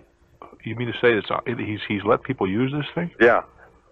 All right. He's sold about 10 of them just privately by himself. Boy, I'll tell you something. He's a brave soul. Why is that? Well, because if somebody does some damage to themselves, that house that you sold them, they're going to come after that house and a whole lot more, unless he has the appropriate insurance. And I would bet my socks he doesn't, because who would sell it to him? No, he doesn't have any insurance. He does have a disclaimer, and that disclaimer is worth the paper it's printed on. Is that right? Absolutely. You got to be kidding me. Yeah. He's talking about medical. I mean, we'll get outside quackery and all that sort of thing. Let us assume, for the sake of this discourse, that this thing is the best thing since the isotope. Right. If it screws up, or if it's alleged to have screwed up, or if somebody gets a backache from some other reason, guess who they're going to have in court so fast he won't know what hit him? Him. Yeah, I see. And you, if you get anywhere close to it. And he wants me to do the marketing of the tables, because he's not a salesman. And you'll be right there, too. I'll be right there with it. Without the appropriate insurance in place, I wouldn't want to walk past his house. Well, how about if the appropriate insurance did get in place? Then I'd want to have all kinds of... I mean, it's very nice to have Bill Lally, who has a bad back, send a testimonial letter saying, this is the best thing since ice cream. I haven't walked in 35 years, and now I'm doing the marathon. That's all very well. But I'd want some medical testimony to support that point of view. So maybe approaching the medical society and getting their approval. I don't know who it's going to be, but I'd want a whole lot more than just an amateur who invented a machine that approached something that the Marquis de Sade might have enjoyed, and you're out there peddling it. I want to know about. Now, on the other side of that, so let's to be fair, there have been medical advances promulgated by, invented by, and otherwise proselytized by non-medical people. Yes, that's true. And I don't think you can just write things off out of hand. I mean, as a practical matter, a generation ago, if you talked about chiropractic to most medical people, they went into some kind of a crazy state. Right. And now I think the significant portion of the traditional medical fraternity would agree that chiropractic is a discipline that has a very useful purpose. They may not agree entirely with chiropractors, but that's a different argument, you see. But so that there are certainly non-traditional approaches to things, but boy, I'd walk softly with this one. Can you imagine if one person, the spine is one of the most delicate parts of the body, but more important, when certain kinds of damage is irreversible. Can you imagine the wrong guy gets on there and this thing starts to stretch him out a little bit? Right. No matter, My son is a physical therapist. And I was at his place today, and it looks like a health club. There's so many, machines and the swimming pool and all the rest of it, all right? But in order for anybody to come there for treatment, they have to come in with a prescription in their hand from a physician. They just don't come up the street and start working them over. Right. Yeah, somebody could feel funny after they got off the table for whatever reason. And they got you. And they got us. You got it. You're absolutely right, Bruce. I think about this one very carefully. Hey, I appreciate it. Hang in there, my friend. Thank you much. Really, I just feel this James. I mean, I'm a James Bond fan. I've told you that many times. I mean, somehow, what was the new picture? Is it Batman with Sean Connery? Or Indiana Jones Strikes Back or something? I don't know. I don't go to those films more often, but I understand that Sean Connery is the guy's father. What a shock. James Bond, I mean, I know he certainly has every right to be a father, given his activity in all those James Bond flicks, and so it's kind of unusual he's not. But I just don't think of James Bond as some grown-up's father. Just doesn't fit. I mean, James Bond is the guy that throws the hat through the air and puts it on the peg and gives Moneypenny a knowing wink, and she looks at him with longing eyes, the whole routine, and there's M looking down his patrician nose. There's something wrong with Sean Connery as a father of an adult. Just something wrong with that. With a gray beard yet. No, he's got to have a hairy chest, black, and so forth. And now we got this fraud for James Bond, the new guy. No, he may grow into it. I mean, Sheila says he can, yes, anytime he wishes. And if he's listening, without regard to my opinion of him, he's welcome to come to the studio, and Sheila will take off instantly. But that's another program. I mean, Roger Moore, okay. I mean, he took a while to grow on me, but okay. But this new fella, can you imagine, an almost celibate James Bond, something wrong with that. Something clearly wrong with that. But that last film, though, they had this machine. Not the last one, the Man with the Golden Gun, which has got to be 30 years old. They put him on this machine. It's in a health club of some kind. I don't know what James Bond is doing in a health club, which is a whole other matter. Taking a look at the masseuse, I know why he's there. But they stretched him out. And I got the original. I got a guy that wants to sell these things. You know the easy thing, instead of fooling with the inventor? Go talk to Mr. Broccoli, the guy that produced the film. Was it Albert Broccoli? And borrow one from the set. Golly, the things we hear about on TalkNet. You know, apropos the new James Bond things with Timothy Dalton, it's amazing what you can do in the films, really. The name escapes me, and I know it like my own, but they had the contact with the CIA. He goes back 30 years, too. Of course, they got a new guy. If memory serves me, in one of the films, he lost an arm. Well, he's got his arm back. You're like an octopus. You can grow the thing back on again. But this new guy playing a role, he has all the acting ability of a paralyzed with fear kindergartner. Yes, James, that's right. Let me tell you something, kids. Go back to Goldfinger. That's the real Jimmy Bond. Tuscaloosa, Alabama. Hello there. Hi, Bruce. Hi, how you doing? Thank you for taking my call. Not at all. May I help you? Yeah, I've got myself a little problem here inadvertently. This past weekend, I purchased for my daughter a little used car, a little compact, and took it down to an independent garage and had them check out everything, and they said it's mechanically sound and so forth. Yeah. This is before you bought it? Yes. Yeah, that's a good move. So then I brought it home and brought my daughter outside, and of course she flipped. Why? She had been wanting this car a long time. Flipped the right way. Yeah. And she said, Dad, I want to take it and get it cleaned up and washed and all that. And so she spent 2 hours washing it and so forth. Mm-hmm. Drove it home, and on the way home was in a slow-moving line of traffic about 20 miles an hour and rearranged the hood on the front of the car by hitting another car. Now, this is before or after the sale was consummated? After the sale was consummated. Okay, it's her car, and or was it your car? It's in my name. Well, it's her car, though. Her car. And she had a fender bender, which is a little more than a fender bender. Yeah, there's about, going to be about $800 worth of damage on my car. How old is this little youngster? She's 18. Lovely. Now, the police came up and issued no citation. It was an unavoidable accident. And what had occurred, as it turns out, by admission of the dealer, this particular car, and I certainly won't mention the name, has a trap, in my opinion, with emergency brake. Even though it's down, it's still on. Now, we could have, my daughter could have pulled up this emergency brake while she was vacuuming and laid it back down and engaged partially. Oh, I see. So it didn't release is what you're telling me. Right. All right. And so, well, what did that have to do with the accident? Okay, so what it did is, as she was driving down the highway, the brake shoes on the back of the car heated up so much that when she touched the brakes, she had no pedal. I see. Now, I immediately called the dealer and I said, I've got a problem. And he was very kind and very generous, told me to call a wrecker. The wrecker hauled it over. And the man who sold me the car called me and said, here's your problem. And he explained what happened. And he made the comment, he said, every time we get one of these type cars, I have to go over this with the sales force to make sure that we explain the emergency brake. Well, My question simply is this, so that I don't rattle on, is,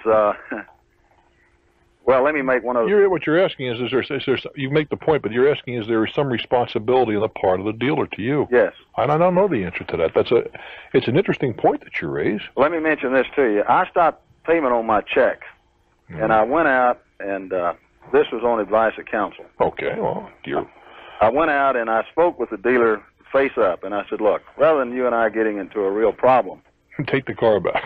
Why don't we do this? And he said, I will repair the car, put it back in shape. We will bill it internally so that it's not a retail deal. He's a reputable dealer. Yeah. And we will split the cost of this thing. Roughly $400. Yeah. Yeah, and then what? Does that seem like a fair settlement to you, or should I take him? No. First of all, you go to court, you may lose. Let's start with that. Okay. I mean, you never know what a court's going to decide. Well, I think you'd agree to that. Right. Boy, take a look at some of the decisions. Yeah, right. I don't think there's any question about that. So we can hold hands on that deal. Okay. The $800 number, is that a retail or a wholesale number? That's an internal. Oh, that would be more than that if I just walked up the street to have the job. Probably about $1,200. In that case, I don't think it's a bad deal. I think they were negligent, but you see, your daughter's still responsible for her actions. Yes. No matter how you slice it. Right. She's still responsible for not coming down harder on the brakes or whatever. Yes. I'm not going to tell you I'd have done any better. Don't misunderstand. Sure, I understand. But I think the people you're dealing with sound like gentlemen to me. Well, I just wanted to make sure I had handled my end of the deal. I think you've done well, and I think you're dealing with people that are honorable. Okay. Bruce, I thank you very much. I really enjoy your show. Thank you so very much. Thank you. Hang in there, kid. All right. I thought the guy's name was Felix Leiter. Yes, nobody prompted me on that. I swear. Felix Leiter from the CIA. But, I'm sure it was a shark or something that got him in 10 episodes back. Well, for whatever reason, he is whole again.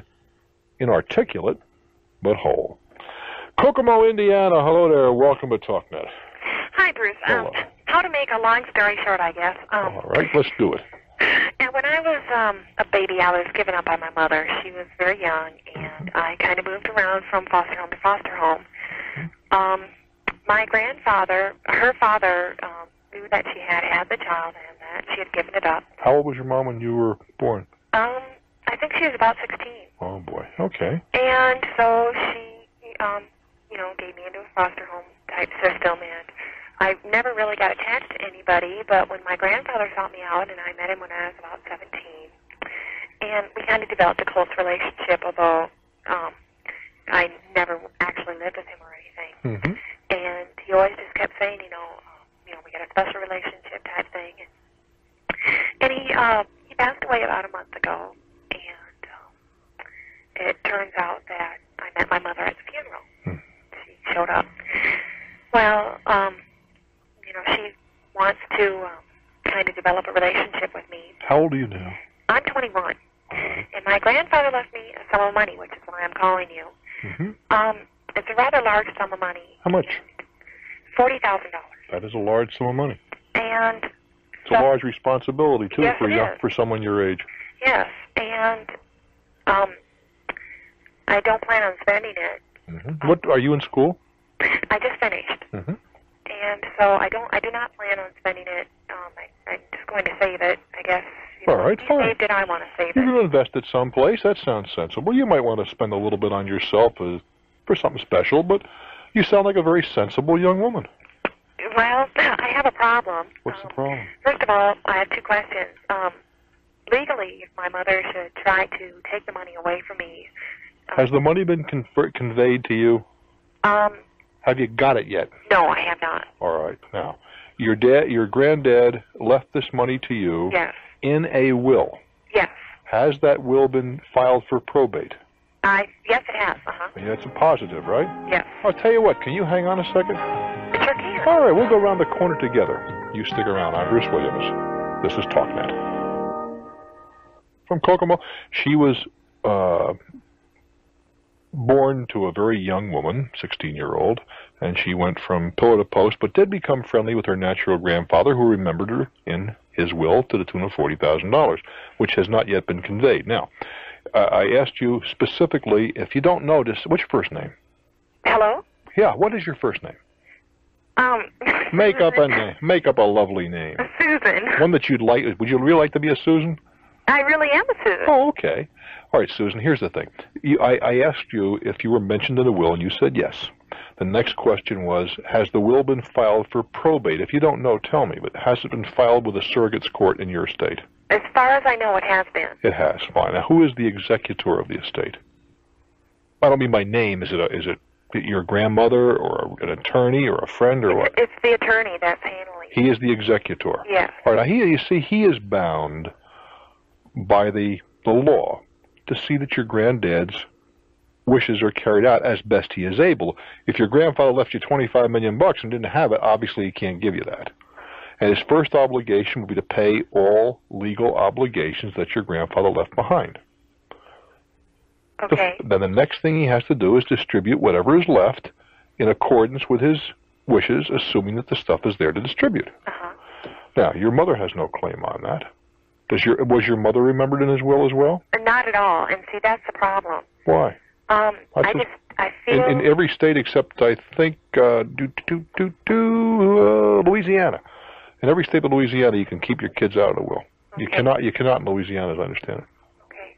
I guess I was just worrying because I heard from a friend who said that, well, you know, it has to go to the parents first. That's not true. And that if she wanted it, she could. Absolutely not true. I don't know who your friend was, but they're wrong. Okay. If I don't want to die. Everybody wants to go to heaven, but nobody wants to die. How does that work? But then again, Susan, if I choose to leave my money to the Home for Unwed Pussycats, that's my privilege. Now, you may not cut a spouse out, husband or a wife. They get a third in most states. You got to give them at least a third. But you can cut your kids out. You can cut your mother-in-law out. You can cut the church out. You can even cut Bill Lally out. Now, that's not easy to do, but you can even cut him out. Okay. But as long as it's spelled out properly that he was done without duress, executed, you know, in the proper fashion and whatever. The one state, as I said, I think that you must remember your children, and that's Louisiana. Okay. I do have a second question. Sure. Should I be leery of developing any kind of close personal relationship with her Susan, because of the amount of money I have? No, I think you have to separate the two. Well, let's face it, Susan. You're talking about a woman who's not that far away from you in age. When you were 16, when she was 16 and you were an infant, that was an eternity. But to 21 to 37 is not exactly a long stretch. That's right. So that, and that might be taking a little getting used to. I think you have to follow your instincts. In terms of she may be a lovely person, someone that you'd like to get closer to. It may be that she is not the kind of person you'd want to have anything to do with, and the likelihood is the truth is someplace between those extremes. And you have to kind of follow your instincts. If you feel that the only reason she's trying to cultivate you is the money, then I would obviously reluctantly end the relationship, not because of the money, but because there's nothing there. How do you feel toward her? Well, I guess the thing that makes me kind of leery is that not her herself, but rather the man she's living with right now. Mm-hmm. He kind of, after he found out the money I had, he kind of alluded to the fact that it was hers and that they were going to try and get it. And well, I don't know. I just feel it's more of his influence on her, but then again, I'm not too sure about well, her. walk softly. Just try not to do. I would suggest, urge you, whatever, not to make any commitments. Don't feel that you're operating under pressure because they are in no position to put any pressure on. They can contest the will. Understand that. I doubt seriously that they will. Okay. And you think that just putting the money in savings is a good idea then? Well, Susan, you told me a moment ago you just completed school, right? Yeah. So you're just barely a real person. You've been a people in training all this time, right? Yeah. So you got to worry about getting a job. I take it you're single. Yes. Okay. You got to worry about getting a job and getting established and all that good stuff, right? The last thing you should be super concerned about is an investment portfolio. My inclination would be to put it in something where you're not going to be tempted to spend it. That would be maybe in treasury instruments. You know what they are, don't you? But you don't have. You say no if you don't know. As in bonds, you mean? Yeah, well, bills. I would rather than bonds. Okay. They're shorter term, Or as a practical matter, you can go down to any good bank or savings and loan and buy a CD. That there's going to be a little lower return, but I think that's a relatively small moment at your life right now. Bigger thing is to get on with your life, get on with your career. You're on your own, you're a real person, and you have the added dimension that now somebody is popped into your life, albeit maybe a lot, maybe a little, and that may open the door to other relatives and so forth. I just kind of put that money there. What I might be inclined to do, Susan, is let's assume the number's 40, okay? $35,000 into the CD. $5,000. I suspect your grandfather might not be too terribly unhappy if you were to spend a little bit of that on yourself, maybe on some clothes that you couldn't ordinarily afford, and maybe a vacation that you never had as a youngster because things were a little more disrupted than maybe the ordinary child. Some of that kind. I don't see any reason why you shouldn't do that. Drop me a postcard on the trip, huh? All right, I will. I wish you well, Susan. Thanks so much, Bruce. You sound like a sweetheart. I'm Bruce Williams. Stick around for more. This is TalkNet. Adrian, Michigan. Hello there. Welcome to TalkNet. Hello. Hi, how are you? Good. Let's do it, kid. Oh, okay. Bruce, I got a problem. I own a boarding kennel. All right. And in March 3rd of this year, a lady brought in 2 cats and a dog for a 2-week stay. Mm-hmm. We have a kennel contract. We have people sign that states that we will do our part and gives us permission to seek veterinary attention. And okay, the usual stuff. Yeah. You'll feed them and groom them and the rest of that, and if they get sick, you'll do your best to see they get well again. Right, and also it states that if they do not pick their pets up, we can hold them for a lien and hold them for ransom. Huh? Yeah. I got your dog, and I'm not letting them go. And we're good people. I mean, as long as they pay their bill, and everything will be fine. But anyway, the 2 weeks went by, and she never showed up. So we waited 3 weeks, and I tried to call her, and her phone was disconnected. Oh, how nice. Well, we sent out a certified letter, and I kept the receipts and everything. Are these people some distance from you or local? No, right in town. Right. I'm just curious. Why would you not go see them? Take a ride, take a swing past. I did, and the address they gave me, somebody else was living there. Oh, lovely. They had moved out. Uh-huh. But I kept trying, and finally, when I sent the letter, the lady called and said she'd be in Friday to pay. Friday never came, and I got a hold of her again, and Friday never came. So. You know where she's living then? You have a way to contact her? Yeah. Okay. Yeah, I'm leading up to all that. All right. Well, anyway, we sent the letter, and the contract states after 10 days, if they do not come and take care of their bill and pick up their pets, we can dispose of them, destroy them, or sell them, or whatever. Is that right? Yeah, but, I'm glad they don't have that at hospitals. Well, that's just, we would never kill them. We'd always find them a good home. I don't mean animal hospitals. This is a very weak attempt at levity. Go. Okay, sir. But anyway, I got a hold of her again, and like I say, the 10 days were over, so way up in June, we finally got tired of feeding these animals, and her bill was up to like $1,500. And no way of collecting it. Less 20%. Why less 20%? Well, we have a multiple pet discount. Okay. Got to give her a discount. Yeah, I want to tell you the whole story. Yeah, go ahead. So we gave the pets away, and they had a good home. And a friend of hers happened to come into the kennel and saw her name on my pegboard, and said, "Are you looking for her?" And I said, "Yes." And she told me where she was at, so I called her and I said, "Look." Well, I thought you knew that a minute ago. I asked you if you knew where she was, and you said no. Well, I didn't up until this point. Oh, I see. Of time. Okay. So I found her again, and she said, I've been meaning to come and see you. And at this point, it was in July. Well, that's absurd. She had no intention of coming to see you. Right. So I said, "Look," I said, "you owe this. Your pets are in a good home. You had no intentions of coming back, and I want this taken care of, or I'm going to take you to small claims court." And she says, "Well, what do you expect?" I said, "Send me $50 a week till this is paid." She said, "How about $25?" I said, "Fine." 2 weeks later, I get a $25 cashier's check. 3 weeks after that, or roughly, I get a notice from her lawyer that we are being sued, that she had no idea that her pets were being given away. Oh, nonsense. There was a real nasty letter.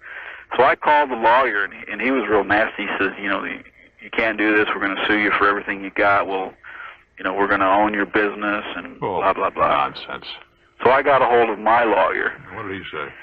He said send him a copy, and I don't really have a lawyer. I had a real estate deal, and this is the guy I went to. He's actually a real estate lawyer, but he told me to take a copy of everything that you have, and I do have the signature from the contract and in the certified letter, and send that to him. And if the guy has any decency at all, he'll just laugh and tell her she's crazy. Mm-hmm. So. But then what scares me, and the reason I called you, he said, my lawyer said, well, can you get a hold of the pets?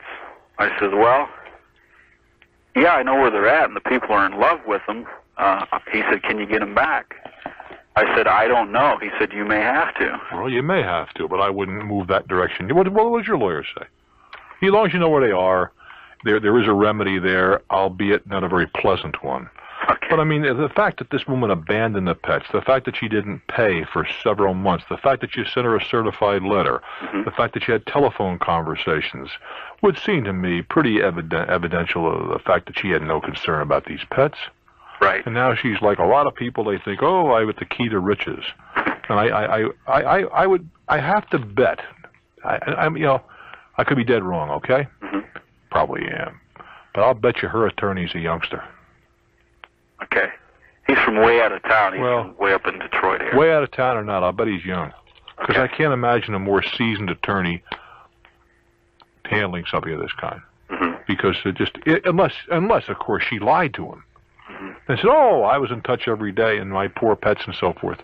But if you can demonstrate everything that you've told me, I think you acted responsibly. You found homes for them. You didn't have them destroyed, and so on and so forth. I don't think you have a. Is there any way I can collect my $1,200? Yeah, you start a countersuit. Okay. I'm surprised your attorney didn't recommend that. Well, he did, but he said that he didn't know if he doesn't take cases where he would want paid up front and all that. So maybe I should look for a different attorney. Maybe he could recommend one of his colleagues to you. Okay. Can I ask you one more question? Well, I'll tell you what. We're almost out of time. If it's very, very brief. Okay. I work for a company and I have a territory. I worked real hard and developed a lot of business and received some pretty nice bonuses. I have a goal to reach. My territory has been cut back, and my goal remained the same as it did when I had the large territory. Yeah, it happens all the time. I think I'm getting... Happens all the time. They cut back, and they'll put 2 guys in the territory because now there are accounts that you didn't call on are getting called on. Right. Because you were getting the best accounts. That's all you had time for. Mm-hmm. And then after you get that developed, they may whack it in half again. Okay. Happens all the time. I want to say something very sincere to you. 6 years ago, I didn't even file an income tax. I was laid off and had no work. Mm-hmm. Listening to your show, you've fueled the entrepreneur spirit in me, and I'd say by 1990 I should be in the 6 figures. Incredible. I owe a lot of it to you. Hey, you owe little to me. If I've inspired you in some way, I'm delighted. But, hey, you see, the more important, what you've said to me, really, is the opportunity is there. Yeah. All you got to do is have the, what to go out and grab it. And that's what it's all about, because this is such a super country. It offers that opportunity. Yeah, you've made a lot of long drives a little more pleasurable, and I listen to you all the time, and this is the first real sincere problem that I felt you could handle for me. I appreciate that, and more important, I would hope that maybe somebody else is eavesdropping says, hey, if he can do it, so can I. I wish you well, kid. I'm sincere. Thank you very much. Bye-bye. That's what it's all about. I do a lot of these evenings with Bruce Williams around the country, and those people who have been there, and that comes up in the several 100,000 now, will testify to the fact that one of the things I talk about is what a super place you are so privileged to live in. You really are. I mean, the rest of the world would love to get here. You're here. Make the most of it. I'm Bruce Williams. This is TalkNet. Parker, Colorado. Hello there. Welcome to TalkNet. Hey, Parker, are you there? Yes, I'm here. Let's do it, sweetheart. Okay, Bruce. I heard you mention Costa Rica, that was one of your favorite places. Well, not favorite, but it's certainly a place that I have enjoyed visiting, and I would have no reservation about visiting it again. Okay, now we were thinking of going down there and visiting there, and if we liked it, maybe living there 6 months of the year. Huh. Where would you live, and why would you live there? And what would you do? What would you? Climate. I mean, and then from what I've read about Costa Rica, we could live there more reasonable than here. My husband wants to retire, and but then I was wondering. My daughter's quite concerned about the neighboring countries. Well, you got Nicaragua right next door. I know. I mean, she's worried you can get in the car and drive over to Managua if you're a mind to. No. I mean, but I was a mind to tell you the truth. The rest of the troops wouldn't go with me. But that's another matter altogether. It is a very stable, pleasant country. And I'm sorry if I was having a little bit of a problem with my earphones. Are you going to just retire there or work there or what? Well, he'd like to semi-retire. Mm-hmm. No, he wouldn't work there. Okay, well, the dollar is still a pretty strong currency in that part of Central America. Oh, they say it's very strong. It's not like Mexico. It doesn't go up and down and stuff. And the people there are very pleasant. Oh, my goodness gracious. We're having a little... I'll tell you what, we're going to go and take a little money here. I want you to stick around so we can solve a little technical problem. Okay. I'm Bruce Williams. Stick around. This is TalkNet. I'm chatting with a lady in Parker, Colorado. She wants to move to Costa Rica, and we very candidly had a little bit of a technical problem, and that's been overcome very happily. Mr. Lally doing everything right in there and getting the job done. So, are you still there? Yes, I'm still All right, so you want to move to Costa Rica 6 months a year. I assume that you want to live down around San Jose?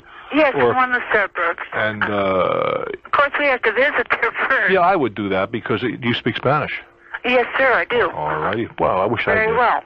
Do you really? Yes. Golly, I've been listening to tapes forever, and I'm not getting any place. Sí, yo entiendo todo. I understand it all. Oh my goodness gracious! Well, that'll be a major help to you as well. But I would suggest before you make any long-term plans, go down for a couple of weeks and just bop around, get yourself a car. That's what we thought we'd do. And get out. It may be that it's 6 months seems like a long time to me. Particularly if you're able to retire and you have some resources there. There are other things I might want. I'm not sure I want to spend 6 months a year there. But, there are some gorgeous beaches. You can get a beach house for a fraction what it would cost you in the United States. But, I mean, she was less worried about the political. Oh, my goodness gracious. That wouldn't bother me the slightest. From what I've read, they're very literate. Oh, yeah, they have the highest literacy in Central America. And, highest literacy rate in Central America. They are... at least the little time I've been there, very gracious people. And yes. there is not an anti-American feeling that you would find in next door in Nicaragua. So and they're a democracy, correct? Oh, very much so. And they won a Nobel Peace Prize. I don't know about that I don't know, but they're clearly a democracy and clearly a place that I would not feel insecure. I mean, if you said Colombia, no, I don't know that I'd want to live right now in Bogota or in Cartagena.